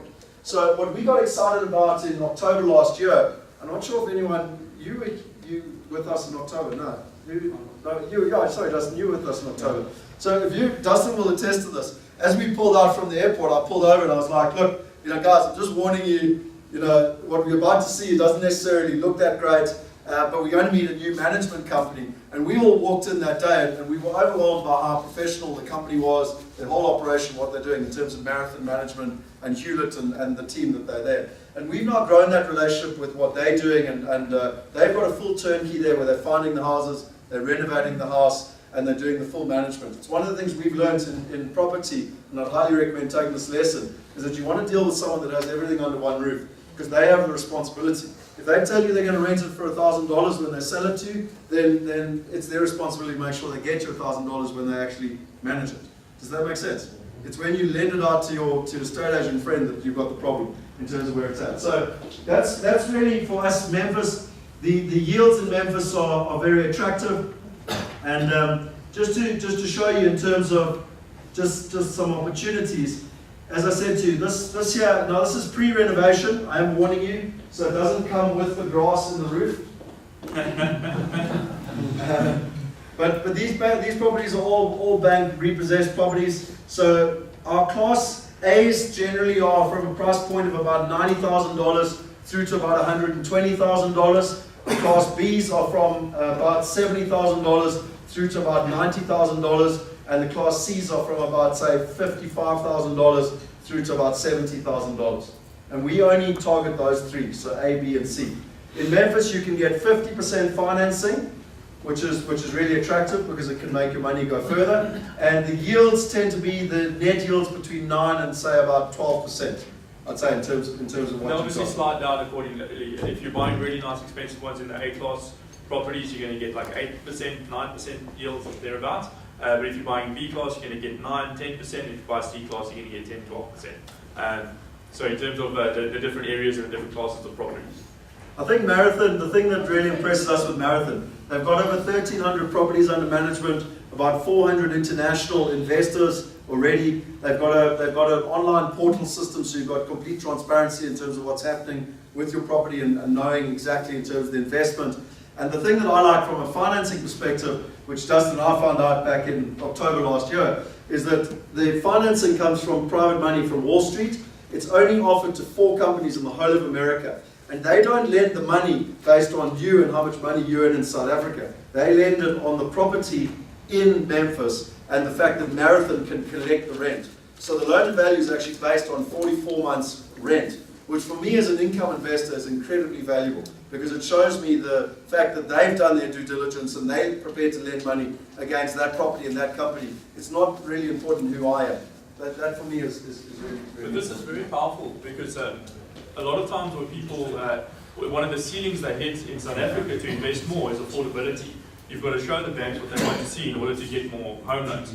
In the States, with Memphis in particular, is it's not about what you earn. It's about do you have the deposit, and if you do, it's what the income can be produced out of the property.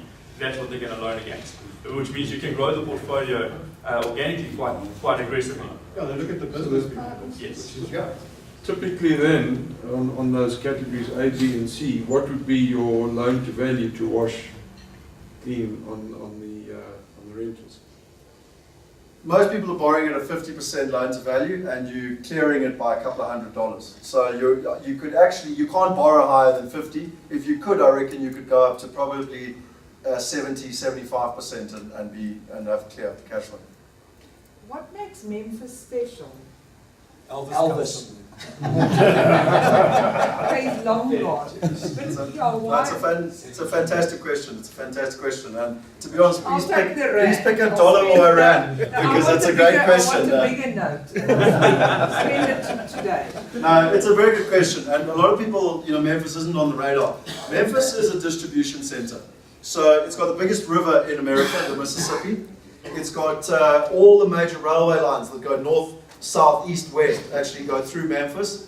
It's got all the major roads, the highways in America also go through Memphis. There's more trucking head offices based in Memphis than anywhere else in America. And it's also got one of the biggest airports. It's a word that Eric used called an aerolopolis. I've never heard of it before. But it basically is an airport that's for distribution. And so FedEx is there. Do you know that FedEx Airport is bigger than the whole of Cape Town Airport, Cape Town International Airport? Okay, there's like 30,000 staff, etc. So to answer your question, the capital growth in Memphis has been, on average, for the last 30 years, 4%. It's not really, it's more of a rental market. You're dealing with blue-collar people. Nike has their distribution center worldwide. Any Nike products that are made worldwide go to Memphis and then distribution. Disney has exactly the same thing. So it's very big, solid anchor tenants, FedEx obviously, etc. They bring everything in and then it gets distributed out. And those are your tenants, basically. The crime's a bit on the high side in Memphis, I understand. You've got to be careful in the wrong suburbs. You're spot on. So for us, our partners, Marathon, don't actually invest in 60% of Memphis. And again, can you agree that it's worth investing with a guy like Hewlett that personally owns about 110 properties himself? His business was born out of necessity because he is an investor himself. So to answer your question, Hewlett's the guy that owns Marathon. Okay. His passive income, can you remember the number, Tony? It was like $65,000 US, I think, a month, just out of his properties. Yeah. So what is the history in terms of rate escalations, etc., on properties in the States? Rate escalations being capital growth, talking about? Your council, your services. Oh, in terms of services and stuff. It's a good question. I couldn't. I don't want to give you a guaranteed answer, but from my experience in both London, Australia, and in America. Remember, I've only been investing in America for the last year personally. So, but even in London, where I've been investing, I bought my first house in London in 2002. Your rates tend to be very marginal in terms of sticking with inflation, and in a low inflation environment, they haven't gone up. It's not like here where it jumps 20%. But you signed a 3-year lease. Yep. With nothing, and you got in a 2%, whatever it is, annual escalation on services costs. Yeah, look, in terms of it's a valid point. I don't know, Brendan, from your perspective, if it's so marginal that it doesn't actually affect your rental return. It doesn't affect your rental return. If it goes from let's call it $1,600 a year to $1,700 a year, it's an extra $100 in terms of your total net yield of, let's call it $9,000. It really makes no impact on it, whatsoever. But what they do, which I think is very important, is what they do is they actually fight the rates on your behalf. Yeah. So London specifically. London specifically, they're constantly fighting on your behalf to make sure the rates are relevant. Because what might have happened is if the property was last sold in like 2006, 2007 at $200,000 or $300,000, then the rate is measured against that valuation. Whereas if you're buying it now at $120,000 or $100,000, they go and get it reevaluated to lower your tax value. I think one thing. Last week up the point to do with the lenders and Marathon, are we saying that the lenders will lend up to 50% of the value of the property because Marathon is such a good quality manager and collector of rents and whatever? Correct. And they've scoured America, and there's only 4 companies in the whole of America that they lend with, and they're in terms of management companies, because it's the management collecting the rent. Does that make sense? I wanted to point out something that Tony mentioned, and he's not here to defend himself, so you'll have to watch the testimonial. But he mentioned on the testimonial, everything that we learn, because a lot of the questions you're asking are very valid. But I believe that when we live in a cowboy country, you have to act like a cowboy. And here, we're on the battlefield, and we're constantly trying to protect ourselves, and how do we do this, and protect this downside, and sort this out, and et cetera, et cetera. A lot of that stuff doesn't happen in first world countries. And the testimonial that Tony gave, and I'm not sure if anyone else feels like that's been with me to America, what happens on the ground there, and we come from this, Tony, you're back in the room, I'm talking about you. But no, I mean, just, for me, what we learn here in terms of our, call it bush warfare, if you want, to make sure that we, our rates going up and stuff, it's a very valid question. There it's not a concern, there's not just some guy decides to put up rates 20% and you now suddenly impacted dramatically, so. How do you go about finding your management accounts in your different areas? Very good question.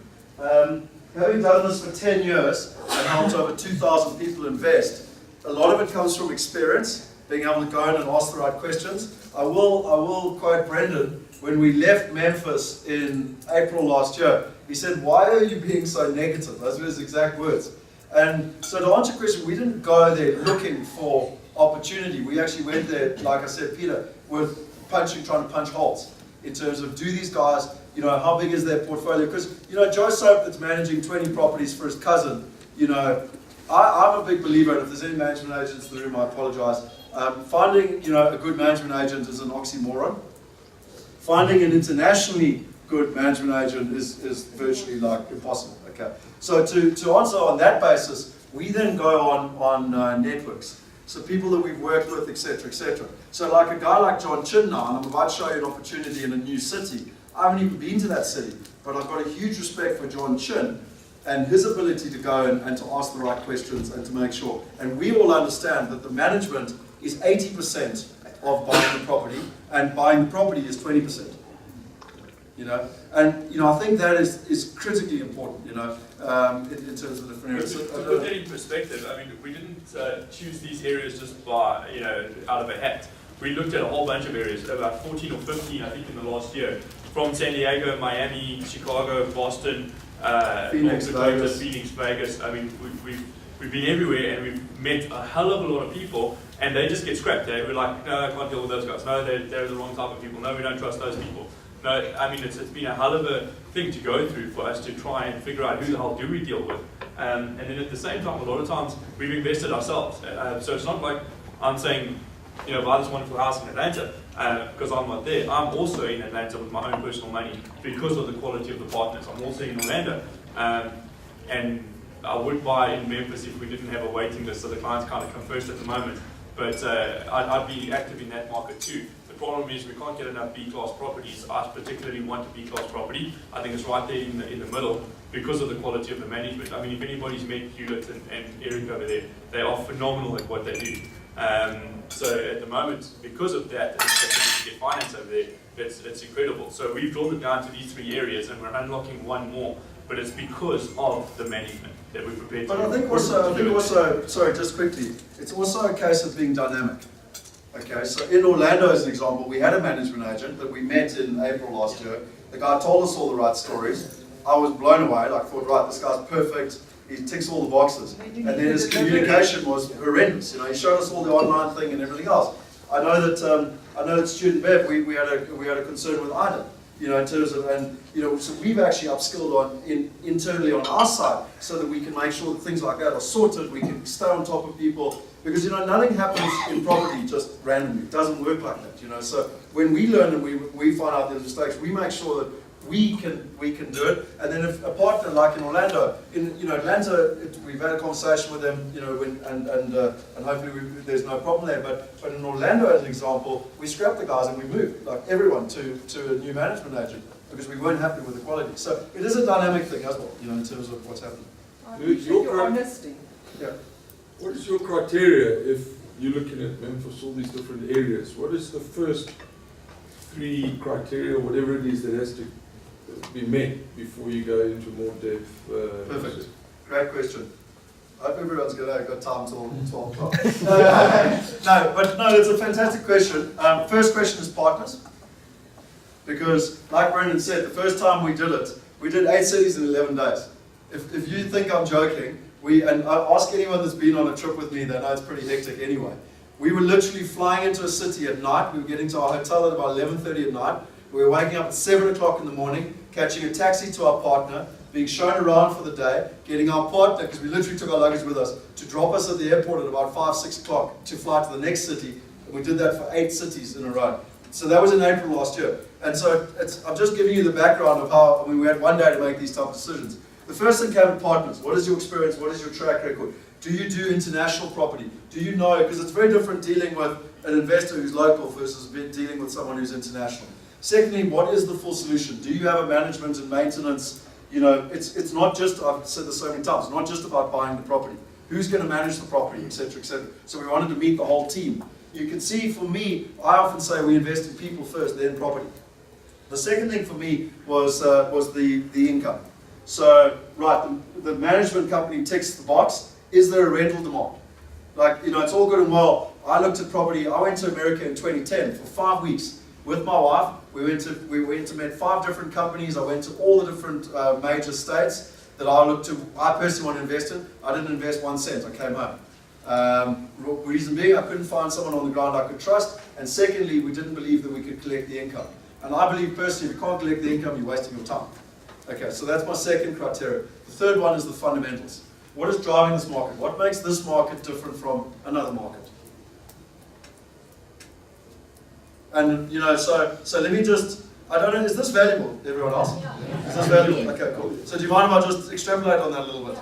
Okay, so Brendan and I went doesn't matter who we went with.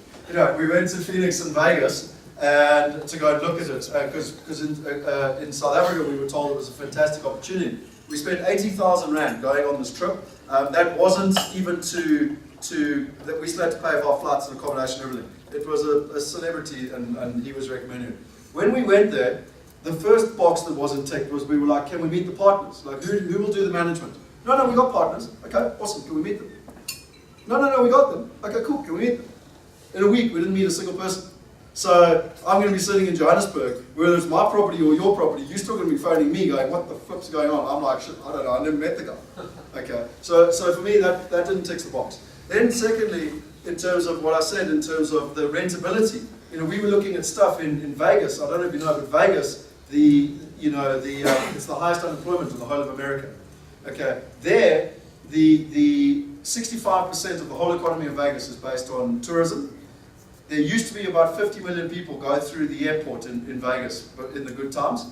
It dropped down to 20 million at the base. It's now recovered to about 30 million. So it's still sitting at 60% of where it was. Okay, now my tenant... when we were there, I checked the news broadcast because they broadcast local news in the hotel rooms. And one of the things was that MGM Grand was losing $100 million a month in October last year, when we were there. And that's only one of the hotels. So my tenant would be fluctuating in and out and whatever, and then for me, just in terms of the fundamentals, like when I was in Phoenix, we're looking at properties that were $150,000 for 1,000 square feet, when I can buy something that was October last year, for $100,000 in Atlanta that was 2,000 square feet with double the rent. Like, it doesn't make any sense to me. Do you see? So does that answer your question? That's how we've analyzed all these different markets in terms of where we are. Ladies and gentlemen, I'm very conscious of time. I'm not going anywhere. Neither is Brendan. Neither is Jaco. But I just wanted to show you something. Now, John Chin has done a huge amount of research and a new area that we are uncovering. And when we go on the buyer's trip, in a couple of weeks, we're going there, and Brendan's coming with me. We'll go and check it out. But we trust John in terms of what he's doing, and really, he's been researching this market for the last 12 months. You must understand that John lives in Orlando.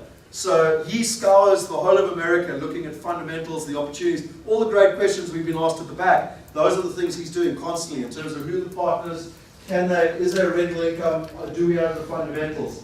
And can anyone point to where Oklahoma is? Just about Texas. Just about Texas. Right down Cloud, you can choose if you want $1 or a rand, basically. But because when John first got hold of me and said he's looking at Oklahoma, I was like, where? Some interesting things about Oklahoma. The population growth is 60% higher than the national average of America. It's got one of the lowest unemployment rates at 4.8%. The national average is about 7.6 at the moment. This is a very interesting thing in terms of affordability. So green is the more affordable properties in the middle of America. The red is the unaffordable. You can see California, Phoenix, Vegas, all around this side. New York up the top there, and a little bit down here towards Miami. But Oklahoma's sitting right there. Interestingly enough, you've got Atlanta here, and Memphis is in here as well. Okay, then in terms of affordability, so that is how much people earn in terms of how much it costs. Now, like Brendan said, everything in America is worked on how much is the installment. So when you drive down the road down here in Northcliffe, when they advertise a car, it says 250,000. Am I right or wrong? In America, it will say 4,000 rand a month. That's how they sell everything. So the reason that this is important is that if they're earning a high income and the affordability is really good, can we see that the fundamentals long-term allows for more growth? Yes, no? Yep. Johnson calls it a soft ceiling. He uses the affordability ratio to measure whether he's got room for the property prices to go up. And then from there, he looks at the other side for a solid floor, but he looks for a soft ceiling. This graph is, I think, fascinating. And it was during the global financial crisis, and it was the number of properties in America where people were underwater. So that's where their mortgage was higher than the value of their property. And the dark blue is bad, and the light the light blue is not bad. Okay. So you can see here again. Look at the western side, California, Phoenix, Vegas, all this area here, really bad. Up around the northeastern side here, but we're looking at Oklahoma down here, and interesting enough, Atlanta and Memphis are around these areas as well. An article that came out by Forbes in the middle of the recession, it placed Oklahoma as the #1 place to invest because of the fundamentals. It's the second biggest oil producing place in America, although North Dakota is catching it fast. Its GDP growth, there it is there. Again, the green is nearly the best. The best is the blue, and that is North Dakota, sitting right there. The green is there, it's Oklahoma. And then lastly, the composite cost of living. So again, how much does it cost you to actually live? You can see it's very expensive to live in California and New York, and these mid-states. So Oklahoma, Memphis, Tennessee, Atlanta, Georgia are all some of the cheaper areas, which is one of the reasons that there's demand for people wanting to live there. In terms of where, I'm sure, has anyone here been to Oklahoma as an interest? Okay, one person. You can tell us about it, Cloud, because none of us have. But interestingly enough, this is a heat map in terms of wealth, and you can see the most wealthy people live in the north, and then around the western and the northern areas, basically. Is that right or wrong? Cloud, have you been there? Would you agree or disagree? It was 1981. So the areas that we're looking at are Edmonds, Piedmont, Yukon, and Mustang. And if I go back to the heat map, you can see it's all in the wealthy areas. So the best areas of town, that's what John Chin was talking about. So currently the opportunities that we have are actually in Piedmont, which is the second best schooling district in the whole of Oklahoma. Edmond is the best, but this is effectively the Santon, this is the Branson. I live in Branson, I'm allowed to say that. Okay, so just to show you some examples, this is the houses that are new construction. For the gentlemen who didn't like wood, they're all brick. And it just gives you an idea of the type of properties. The plans, this is a 3-bedroom property, so you've got the master, the 2 and 3, and then the open plan living, double garage living area. This here is a 4-bedroom property, and I've got a quick video just to show you what it looks like. In terms of the suburb, the neighbourhood. For those who've been to Australia, it reminds me a lot of Australia as well.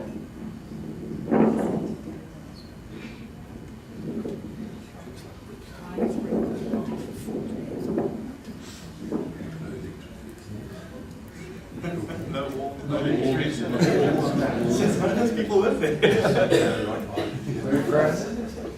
So again, the plans, you can see there the master bedroom, bedrooms 2, 3, and 4, living area, garage. It's very stock standard in terms of what we're used to here in South Africa as well. And then I don't know if it's worth watching this video. John was just taking a personal video on his iPhone, just in terms of the quality of finishes. But it's all new build construction. In terms of what one's looking at, I have no idea why he closed the door at this point.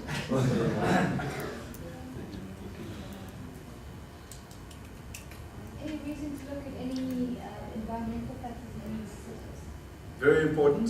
So in Oklahoma, they have tornadoes, and but you have insurance for that. And interestingly enough, if it's costing you $700 a month to have insurance in Atlanta, it costs about $750 in Oklahoma. And if your house gets taken out, you get rebuilt, you get repaid out within 3 weeks.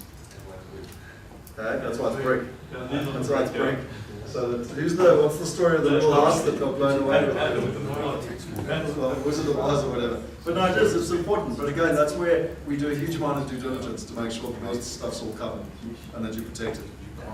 And one of the questions they asked was of the big insurance companies was how fast do they pay out? Because it's one thing saying, oh yeah, you do have insurance and we do pay out and everything, but then you sit with a vacant house that's been blown down and you wait a year for your money. So they pay out within 2 to 3 weeks. That's the average at the moment, and they just had a tornado over there. I think about 10,000 people are displaced, so we've got tenant demand.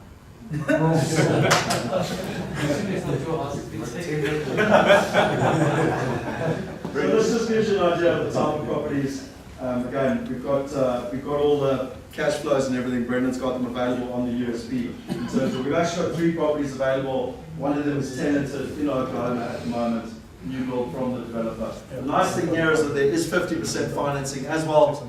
And there's a management company. This management company, this is the company they're managing 3,100 homes. They've got offices all over the place, you can see here. And again, I've got a huge amount of respect for John Chin. He understands that this stuff is more important than actually finding the property in the first place. So just to run through Oklahoma, some of the highlighted points that John, the 10 top factors that he likes is that it's got less than 5% unemployment. It's got the lowest vacancy rates, currently about 2%. The property manager in Oklahoma has over 300 properties under management already. The population growth is trending 60% higher than the national average. It's got strong growing GDP, 60 billion for the MSA, which stands for Metropolitan Statistical Area. It's very landlord friendly. A question that hasn't been asked, which is a good question to ask, is America is very specific. So in California, it's tenant friendly. So what that means is that the rights of the tenant are better protected than the landlord. In Atlanta, in Memphis, in Orlando, and in Oklahoma, they're actually landlord friendly. But this one's the most landlord friendly. Like here, literally, even if the guy fights you, he's out within 3 weeks. Thanks for playing. I like that. Coming from South Africa. You've included in the insurance is $1 million of personal liability insurance as well. So it would cover them for that. What's giving rise to the population growth in the city? Oil and also the low cost of living, quality of lifestyle in terms of sun. You know, you're living in the snow in New York, and then oil is driving the economy, which is driving jobs. Yeah, so North Dakota and Oklahoma City both have a very similar thing where fracking is becoming, does everybody know what fracking is? But it's becoming very prevalent in those areas because what used to happen in the 1980s when they had a bit of a boom because of the oil, they dropped one well and 1 in 10 had actually hit oil. At the moment, 9 in 10 they hit oil because of fracking. And which means they can access a lot more, and as a result, everything is going up. And it's also close to Texas, which is close to the Gulf Coast, which means they can export oil. So there's a lot of people getting drawn in for employment. At the same time, I think it's the second lowest unemployment ratio in the whole of the US. The only one that beats it is North Dakota at the moment with a 3% unemployment ratio. The whole of the US is something about 7.8% over there. So yeah, under 5% is actually very, very massive. They actually can't find enough skilled people, and that's what's drawing people in, which means they're paying them more, and that's why people can earn more, because there's skill shortage, so they're getting offered more money in order to come and live there. From a micro perspective, it's Class A locations. As I said, it's that Piedmont is actually the second best area in the whole of Oklahoma. It's 15 minutes from the CBD, major highways, great schools, awesome demographics. For those of you who've been to America, you'll know it's very quality up, educated, white collar workers, and you're buying in suburbs. The builder that we deal with only sells 10% of the stock to investors, so it's 90% owner occupied, which for me is very important. Micro is new construction, so it's got a 10-year builder's warranty. It's all brick. You can see that from the prices, from the pictures. It's got international financing at 50% loan value at 8.25%, and the net return is between 8 and 9%. So it's generally a rent ratio of about 1% of the purchase price in terms of what you're looking at. So those are the fundamentals for me in terms of Oklahoma. Just before we finish off, and I'm conscious of time, there's a couple of people in the room that have invested in wealth migrate, and I just wanted to give you a quick overall in terms of what is happening with wealth migrate, because even the guys that came with us in May, we then stayed for another about 8 days or so. So there's quite a lot changed in terms of what's happening. So just to give you a quick update on wealth migrate, for those of you who don't know what wealth migrate is, everything we've spoken about to date is individual investing. So it's buying an individual apartment, buying an individual house. Wealth migrate is crowdfunding. It's where we get together. It's the benefit of buying wholesale effectively. So we've got buying power. So if I've got my $1 million and the four of us get together, we've got a lot more buying power in terms of what we're doing. So just in terms of what's happening, I phoned up Henny when Brendan was there with me, and Henny and Baynard came over, and our investment committee is Brendan, myself, and Henny. I pretty much said to him, dude, it's time to go. We've got the money in the bank, we've got everything set up, we need to get going. So Henny came over. We've had some challenges with the contracts. We've got the lawyers, Grant Thornton's lawyers in South Africa to do all the contracts. They then sent it. Is there a lawyer in the room, anyone? Just before I put my foot in. I wouldn't put up my hand. They then sent the contracts to the lawyers in America, and you know what lawyers are like. No matter what you give them, it's all wrong. So the Americans' lawyers redid everything. They then sent it back to the South Africans that told us it's all wrong. I feel like a ping pong ball, boing, boing, boing. So anyway, that's I'm trying to get that resolved with Ian Scott, who's the managing partner, which also involves the tax side, because it's very important whether it's a dividend or an interest in terms of a return. But saying that, the market is moving really fast. We looked at a deal with RJ. For those of you who know RJ, he's the guy on the ground in Atlanta. He had an opportunity for land where there were 68 plots of land at $4,800 per plot. Now these are service plots, okay? To service that plot would cost anywhere from $25,000 to about $40,000 in today's money. So if we're buying it for $4,800, can we agree that's good value? Yeah? Now, the second thing with RJ is that those funds that I spoke about, Blackstone, Colony Capital, whatever, he already has a relationship with them. He's been helping them find properties already. So what he's already tied up with them, like John Chin was talking about, is that we tie up the land, we build the houses, and we sell them straight into the fund. Now, as a developer, anyone who's a developer here, does that sound good? We sold property for 68 okay. contracts already. The challenges to date is that those of you who know RJ know that he likes to do a contract. Just sign here, please. He's not, I don't know what the best way is to say. Hey?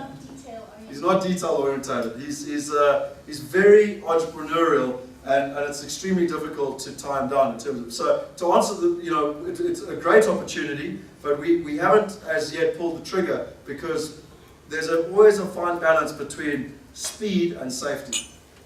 And safety is of more concern than speed.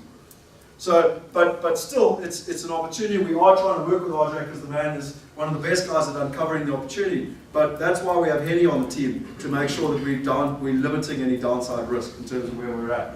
In terms of the flipping properties, even the people that were there in May will attest to the fact that the market, with all the funds and everything coming in, has moved so quickly now that there's so little inventory. And RJ already has capital. He was going to be our partner in terms of flipping properties purely in Atlanta. There's not enough margin anymore to necessarily make it worthwhile. And we don't believe, and it's the whole model of Offshore, there's no point in investing just for the sake of investing. You know, it's better you only invest if there's a decent property, decent return. Make sense? Or to get out of South Africa, right? Well, the money's sitting in dollars, it's still better. But there is a lot of good news. The best news is that we managed to secure John Chin to work exclusively for us on behalf of Wealth Moderate in America, which for me is extremely exciting. So he is scouring the market. Brendan mentioned North Dakota. He's going up to North Dakota in the next day or two to look at projects up there. There's yields in North Dakota anywhere from 25 to 40%. Okay, I don't want to go to North Dakota. It's like minus 30 degrees. But it's interesting in terms of what's happening. So John Chin is very valuable, and he's got 4 opportunities for us at the moment. It's got land, so exactly like I just explained to you. There's apartment blocks, there's Medical City, and then there's Oklahoma City. And just to show you some pictures, because I believe pictures are far better than talking. So this here, look here, this is in Atlanta. So we could buy this land. The exit price of the houses around are 180 to 225. It's 39 estate lots at $4,500 each. That's $180,000 to buy it outright. They service. No, we're only looking at service stuff. We're not interested in being farmers. So some of the estates like this one looks fairly barren. Our strategy is to focus on estates that are between 40 to 60% built out. They already have the tennis court, they already have the clubhouse and everything in place. It's just becoming more and more difficult to find because prices are already starting to increase. But they actually call them park farms. So if you drive around there, you'll see the odd parks you can around, and that shows that they're serviced. And you can actually see a lot of them, if they haven't cut the lawn or anything recently, there's like little pine trees growing everywhere, and they're about 4 or 5 feet high. And you can see they've been there since 2007, 2008, when everybody just stopped everything when they ran out of funding. I mean, this is fairly common sense. Builders were going in, they were putting all the infrastructure in, and then they went bankrupt. And so, sorry, ask myself, where are the local investors and the local property developers? It's a very good question. So the builders are, like I said in all the articles, are trying to come back, but the banks are not financing. Because the banks have been so badly burnt in the same way they have in South Africa on land that they're not financing. So the average builder doesn't have financing. We've done this in Australia for the last 4 years, where we took $4 million and managed to, over 4 years, turn it into $40 million. And we did it by financing Australian developers that needed cash. So we were the buffer. We were the buffer. So they had the opportunity. We had the capital, and we worked in 50-50 JVs. So does that answer your question? Yes. So you're saying if we're looking at a loan to value of 50%, those developers don't have that? They don't. The 50% loan to value is on a built house. Yeah. They don't have it to do construction finance or to buy land or anything like that. This is all cash, basically. Yeah. They're also not prepared to take an 8% interest rate on their money. Yeah, because they see that as mezzanine financing, you know. But still, they wouldn't get it even to buy the land at 50%. We've got notification now on those 68 lots that were over there, because RJ managed to secure pre-sold units with a massive client, Colony and Blackstone Capital. I think they were split about 30%, 70% of what they were taking. And because he had those contracts in place, they were able to get building loans, which means they didn't need our finance as a result of that. But we're actively looking for opportunities where the builders need the money, but they can't get access to it, because they don't have the relationship with the colonies and the Blackstones and that type. Just quickly, sorry, to interrupt, Scott, before you carry on. For us that are sitting here in the room now, what is the opportunity here? Are you proposing that each lot is sold individually, or are you going to buy up the whole lot? At the moment, we're looking at it from behalf of Wealth Contract, where we buy it up and we do it. We work with the builder to. Yeah, exactly. So we put in the money and you get above a certain return. Hurdle rate. Correct. So we get no fees. There's no fees. It's a complete return up to 11%, and then we share after 11%. So in other words, 11% is the least that you could get. You could get less, you could get 10%, but then I get 0. Nothing. There's no salaries, there's no fees. Can I suggest, just for the purpose of time for everyone, if people are interested, let's sit and talk afterwards. I just want to give an update because there are people in the room that are very interested in terms of, and this is why these breakfasts are so important, because 6 months ago we weren't talking about land, but things are changing, and you've got to, like John Chin said, in terms of, so I just want to show you one more video quickly. This one's a more built-out type estate. This is the type of thing that I really like. Sorry, just quickly, just before I go, I forgot to show you the numbers there. So it's 33 lots at $11,000, so it's a $363,000 investment. But you can see the whole estate is a lot more built out. Isn't this a more upmarket estate? It is a more upmarket estate, yeah. So you'll find some of them have homeowners associations where they put a minimum square footage of how much you need to build of the house, which means that determines your exit price. Because if you're going to build a 3,000 square foot house, you're going to sell $200,000, $250,000, $300,000 thereabout. What does building cost per square foot there? Depends on where and what. At the moment, the builders are very, very hungry, but they're becoming more and more scarce, and the price of goods of lumber is going up.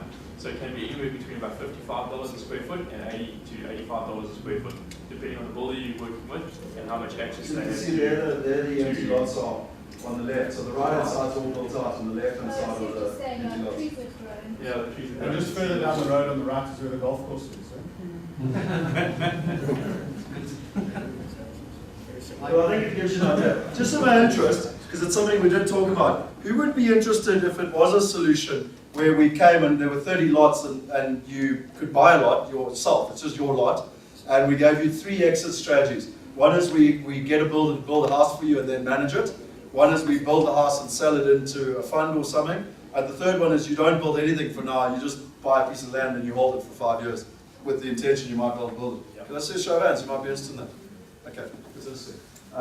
It's just, without bagging competitors, I'm not going to mention names, but some other people have sold land, and I'm not a big land component because it doesn't earn an income, particularly in England where they sell farms with the sit, hope and pray strategy that you get planning. Yeah, you have planning. All the services are in place, in terms of what's happening. In the UK, it's called land banking, and the Financial Services Authority is trying to close it down because it's basically a scam. Because they never get planning. I think it's called the sit, hope and pray strategy because you don't know. I agree with you. I'm very conscious of time, so I just want to show you some quick things. This is an apartment building. It's not in a great neighborhood in Atlanta. It's got a purchase price of about $400,000. It's got currently a vacancy of about 70%, and even with a vacancy of 70%, it's capping over 20%. Pretty interesting numbers. It's going to take some hard work, but in terms of going in and renovating and fixing it up and everything, but in terms of multi-grade, this is the type of thing that, this is a long-term hold where we buy and hold for 5 years, we fix it up, we generate the income. Is that 400,000 for a unit? No, for the whole thing. Okay. Sounds like a good deal. I mean, what's my grade? The minimum share investment is $15,000. One share is $15,000. This is a big opportunity. It's a commercial opportunity. This is in Orlando. Medical City is being built. It's going to have more economic impact on Orlando than Disney World. That's pretty big. Okay. It's the biggest medical establishment in America. This is the Orlando airport. You can actually see the runway just down in the right-hand side here, so down here. This is one of the major roads leaving the airport. This is one of the major roads going north-south. This opportunity is this piece of land here on the corner. The idea behind it is that you're actually buying 30 acres that's going to be cut up. The one on the corner here already, literally, we buy it up, we parcel it off. We've already got someone that would like to buy that for a garage. We've got someone that would like to buy this for self-storage. The idea would be to do light industrial across here and to keep this parcel of 8 acres and actually do our own semi-density, medium-density residential development. This is a $4 million transaction. It's been on the market for years at about $8.5 million. And to answer the question that should be asked is like, why isn't someone else buying it? Because there's not that many Americans running around $4 million. That's the bottom line. Until we look at it and then all of a sudden there's 3 offers. Yeah, exactly. And then lastly, in terms of Oklahoma, a massive opportunity in Oklahoma is where the banks are not giving finance to the builders or the developers to do what we would call sectional title townhouses. And so the idea there would be to go out and land bank 2 and 3 acre lots, and then over time to go into the market and to build them and to ultimately rent them out. Once you rent them out, there is financing as high as 70% loan to value. And so what you do is you build them out, tenant them, and then refinance, recapitalize, and move on to the next project. And that's actually from a bank, so it'll be commercial loan, which means you can get it for about between 4.5% and about 6.5%. And for commercial, it'll be around 10 years. Just some of the challenges we've faced in terms of what we do in terms of our own investing, and I like to use the word reality. The banking has been a nightmare. Anyone that's dealt with an American bank, it's easier to buy a gun than it is to open a bank account. It's probably easier to kill someone than it is to open a bank account.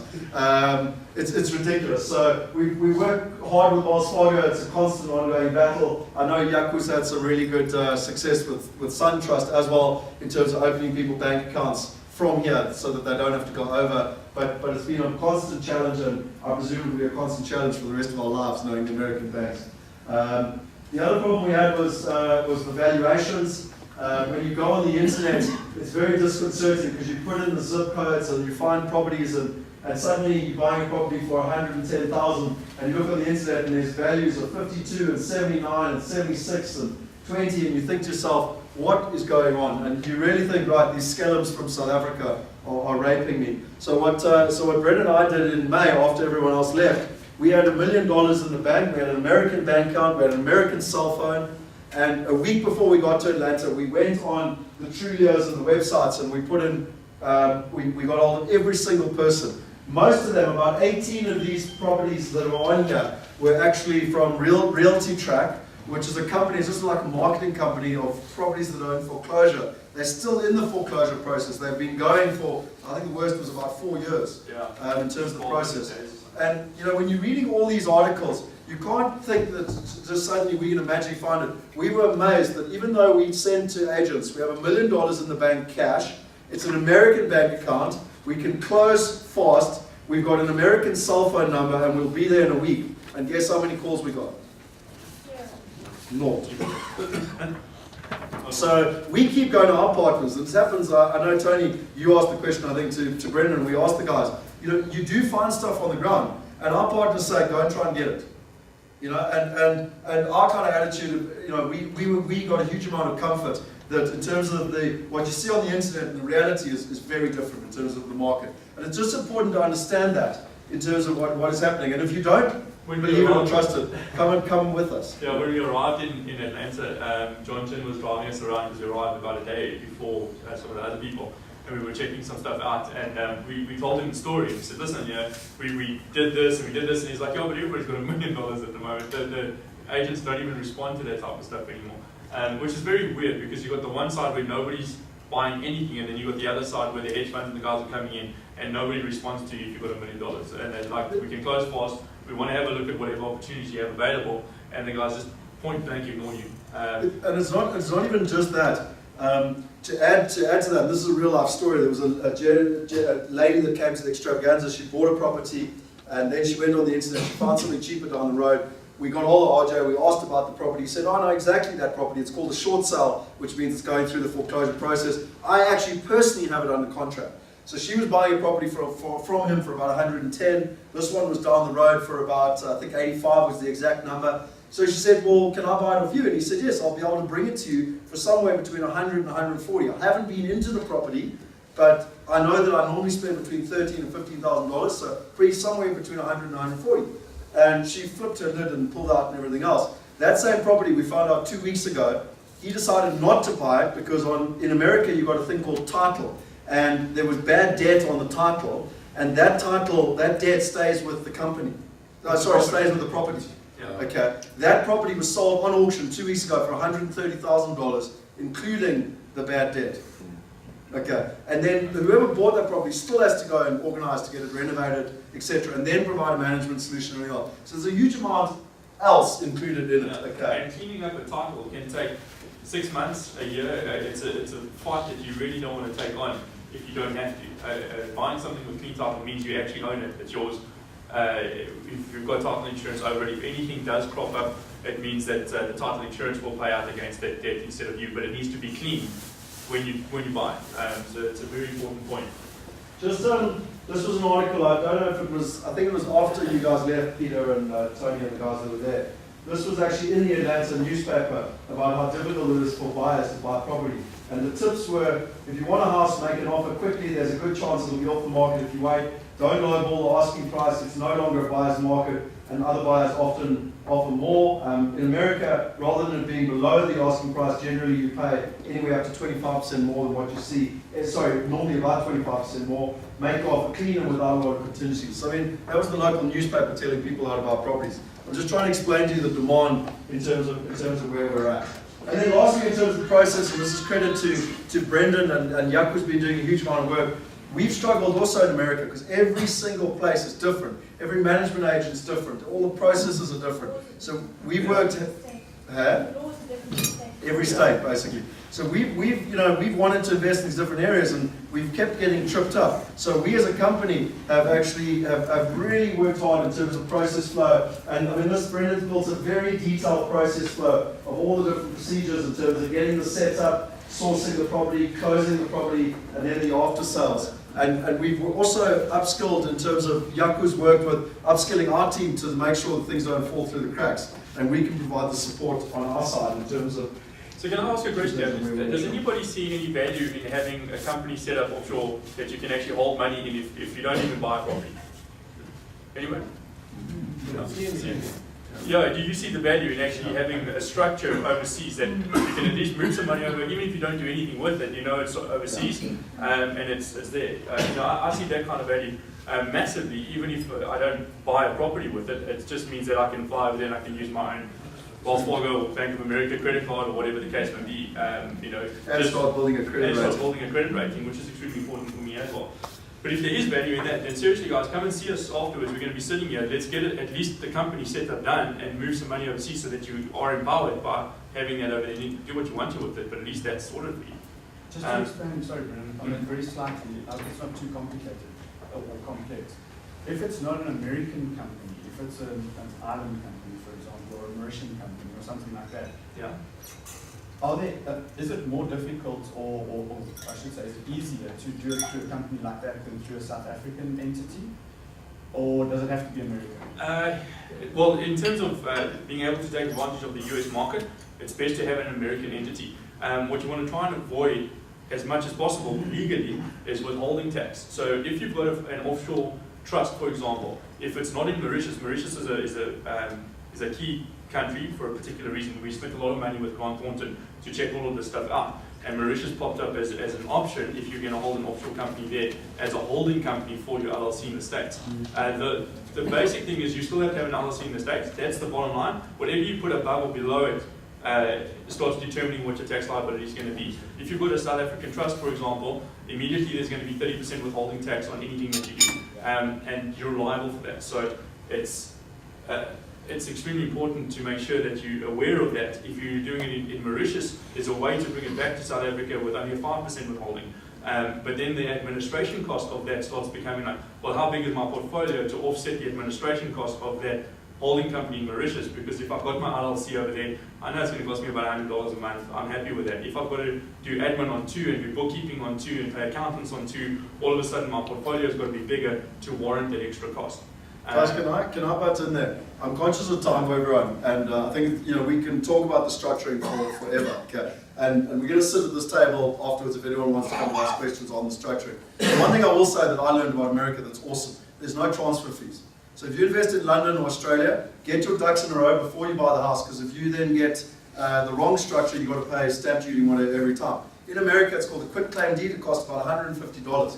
So like Brendan said, buy a new LLC and then you can worry about the structure above, whether it's Mauritius, England, Isle of Man, St. Lucia, whatever afterwards, you know what I mean? But actually it's really easy, in 6 months time you decide it's completely wrong, I'm going to change it, cost you $150 to change it, you know what I mean? So I would say that the base is the LLC, get that sorted, and you can always adjust and move around from that LLC afterwards.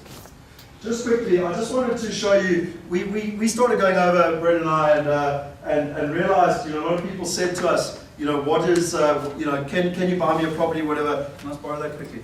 And so what we did is, in October is we said, well, look, we're going over, why don't you join us?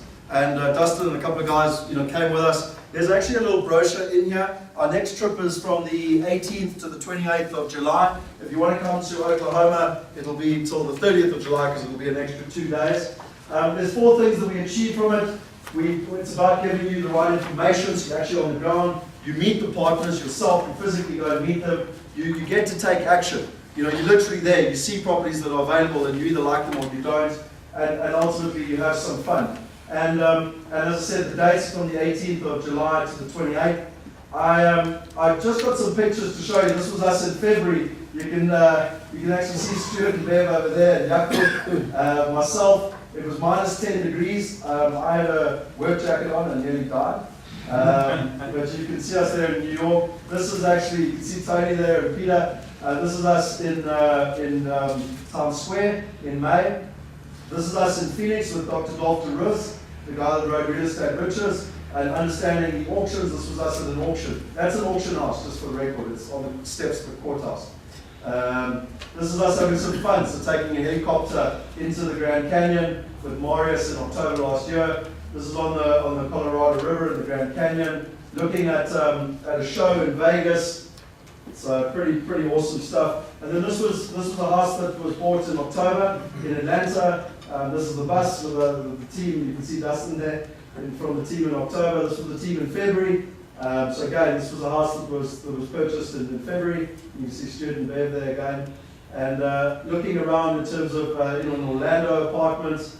This is one of the first houses that we saw when we actually went in April last year. And it just gives you an idea of the type of properties and the areas. We go to the banks, we get everything set up and sorted. And for those people who came with us in October, we were with Bank of America. We've had problems. We've now got SunTrust to sort that out. So I don't know if you've been helped to. You sorted. Okay. Before we go to any of the areas, we actually sit down. That's RJ, our partner. Give everyone a briefing so you know the area, why this area, why not this area, in terms of positives. This is the dinners. So you're meeting with the lawyers, the attorneys, the management agents, the accountants, so that you can ask all your questions. Everything is timed. You know, you go to 4 different cities. It's times. You know, so to go see a lawyer, go see a management agent, go see an inspection agent. It takes time. It takes an hour every time. So what we do is we get everyone to come to dinner and we can ask them the questions in terms of where we actually are. And then this is us having lots of fun. If you haven't been to Beale Street in Memphis. You asked why Memphis. For me, Beale Street is awesome. And you can see the gang here in Memphis on Beale Street. This was the dinner in February. It was actually my birthday. There's me, and that guy saying me happy birthday. We had an authentic barbecue. Lots of fun that night. Too much fun. And Dustin, okay, for $1 you can pick Dustin out. But we in October last year for Halloween, we decided to really get in the American spirit and have some fun. This is us in New York. So one of them is me, that's me, and that's Michiel and Dustin having some fun. This bar is highly recommended. And then this is just a client. So what some clients do is they actually invest. So this client invested and then came over and saw what he bought. And he was very impressed. This was his house. He met the tenant. He was extremely impressed with the finishes. And it's always a testament I like that they've gone on and bought 2 more properties. In terms of where we're at. If you want the testimonials, there's loads of testimonials. It's just an interest. There's a couple people in the room. Was it worth coming for the people in the room? Yeah? From your experience, I know Bev had lots of fun.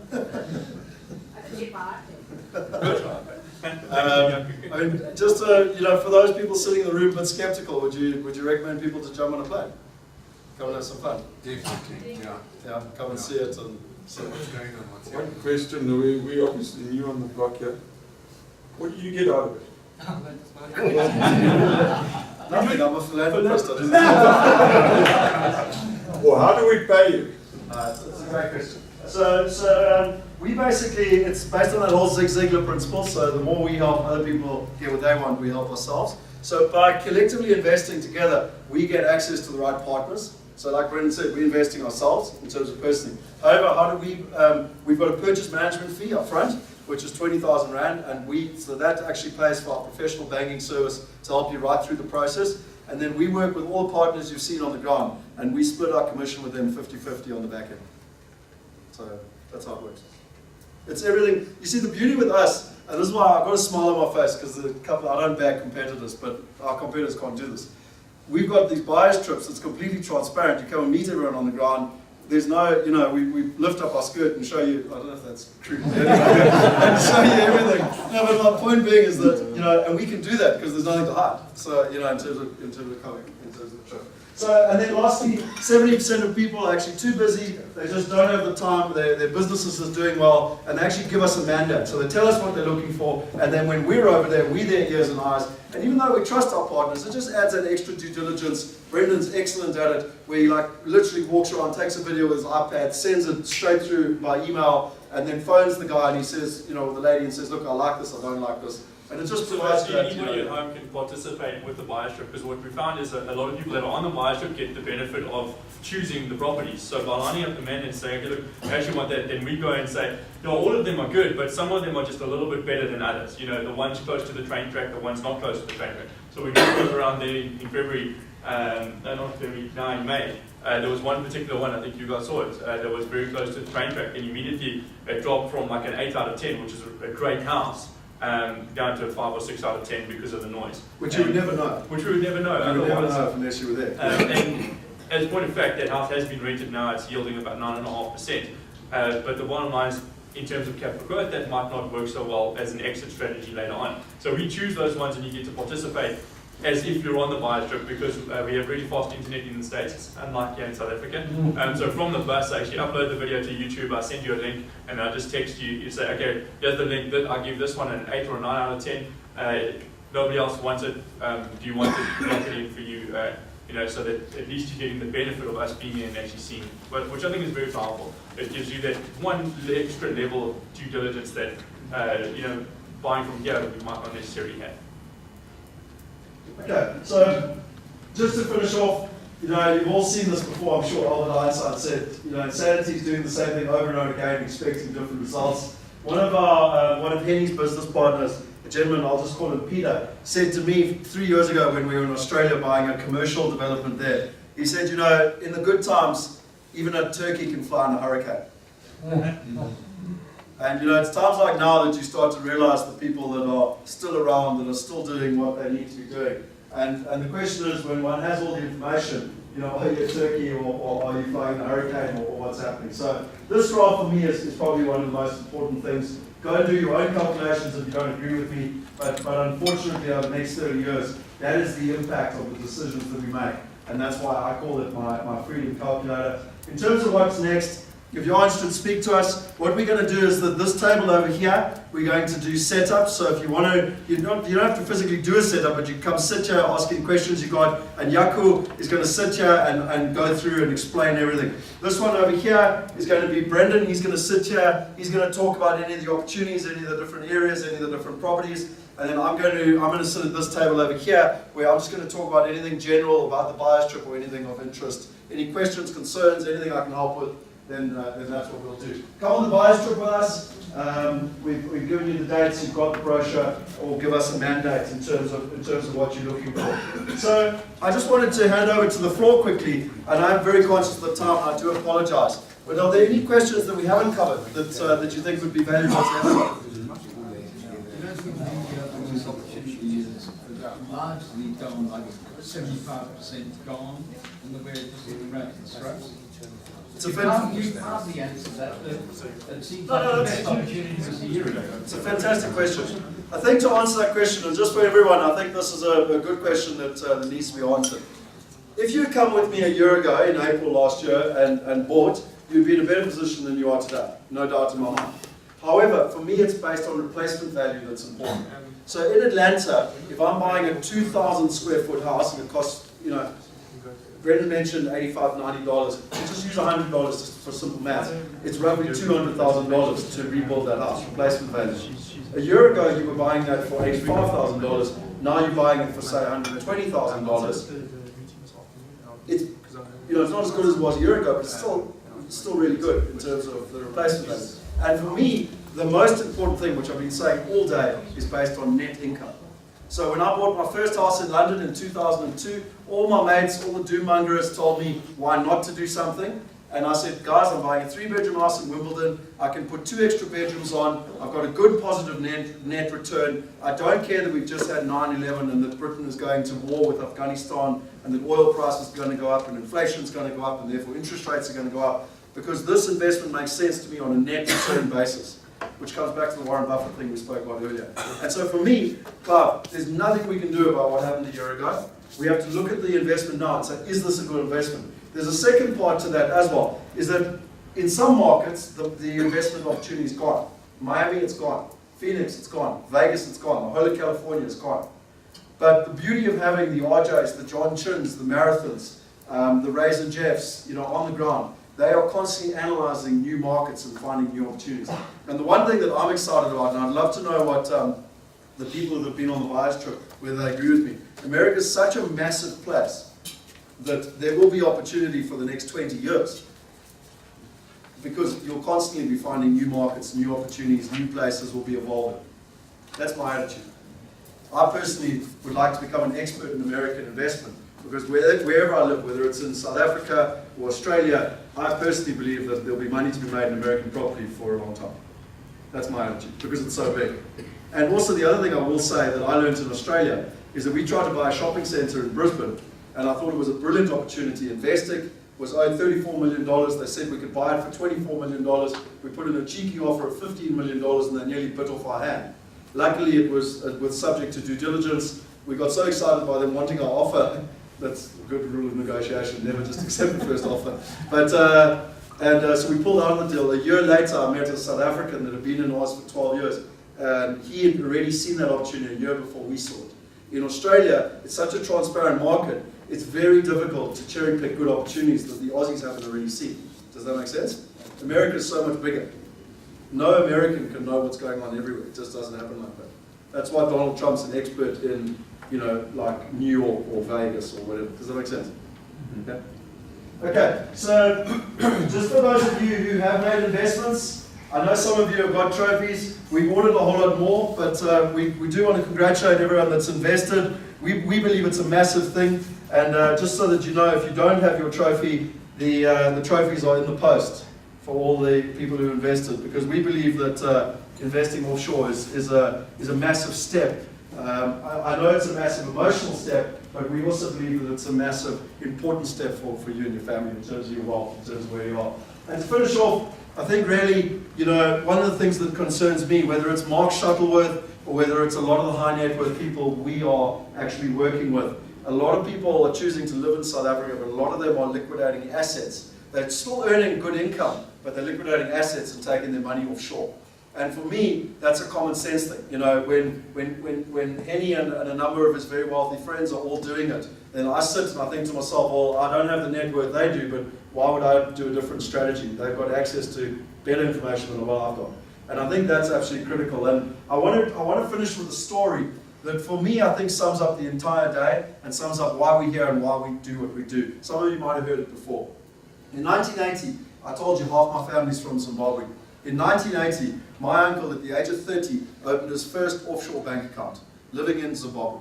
Okay? And everyone at the time, it was the go-go days and things were happening. In 1990s, Zim was booming. It was the best growing market in Africa in terms of, he's a stockbroker. But he still, studiously put money away overseas in terms of what happened. In 2003, or 2001, we all know what happened. But in 2003, and I have at no point I'm saying that South Africa's going like Zimbabwe. For the record, I'm saying that. Okay. But in 2003, he had the decision and the ability to make a choice. He had the freedom to make a decision that he now wanted to move from Zim to Australia. He moved to Brisbane. He bought a house for cash in Aussie dollars, $1.8 million. He bought his way into Australia at the age of 56. If any of you have looked at immigration, after you turn 45, it becomes quite difficult. So he bought his way in. He put his kid through a private school in Brisbane. And the most important thing is he retired and didn't have to work for an Australian. And for me, that story sums up exactly what we're doing. But it took 23 years before that to make the decision, to plan correctly, so that he had the freedom to make those decisions. Now, the freedom could equally be that someone wants to live in Cape Town for the rest of their life. It makes no difference. It's the freedom that we're talking about. Does that make sense? So I just want to thank everyone for your time. It's been awesome having you all here. I do apologize for running over. We've had some fantastic questions, and it's always tricky when you're getting good questions to hold time because it's adding value to everyone. But just remember, if you are keen, if you want to talk about the setups, it's this table. If you want to talk about any of the opportunities, it's that table. And if you want to talk about the buyer's trip or anything else or any problems you got, then I'll be over there. We do have the challenges form, so if there's anything that's going wrong at the moment, tell us, and we will sort it out as a team. But most importantly, please go out of here with a smile on your face as a proud South African. So thanks very much.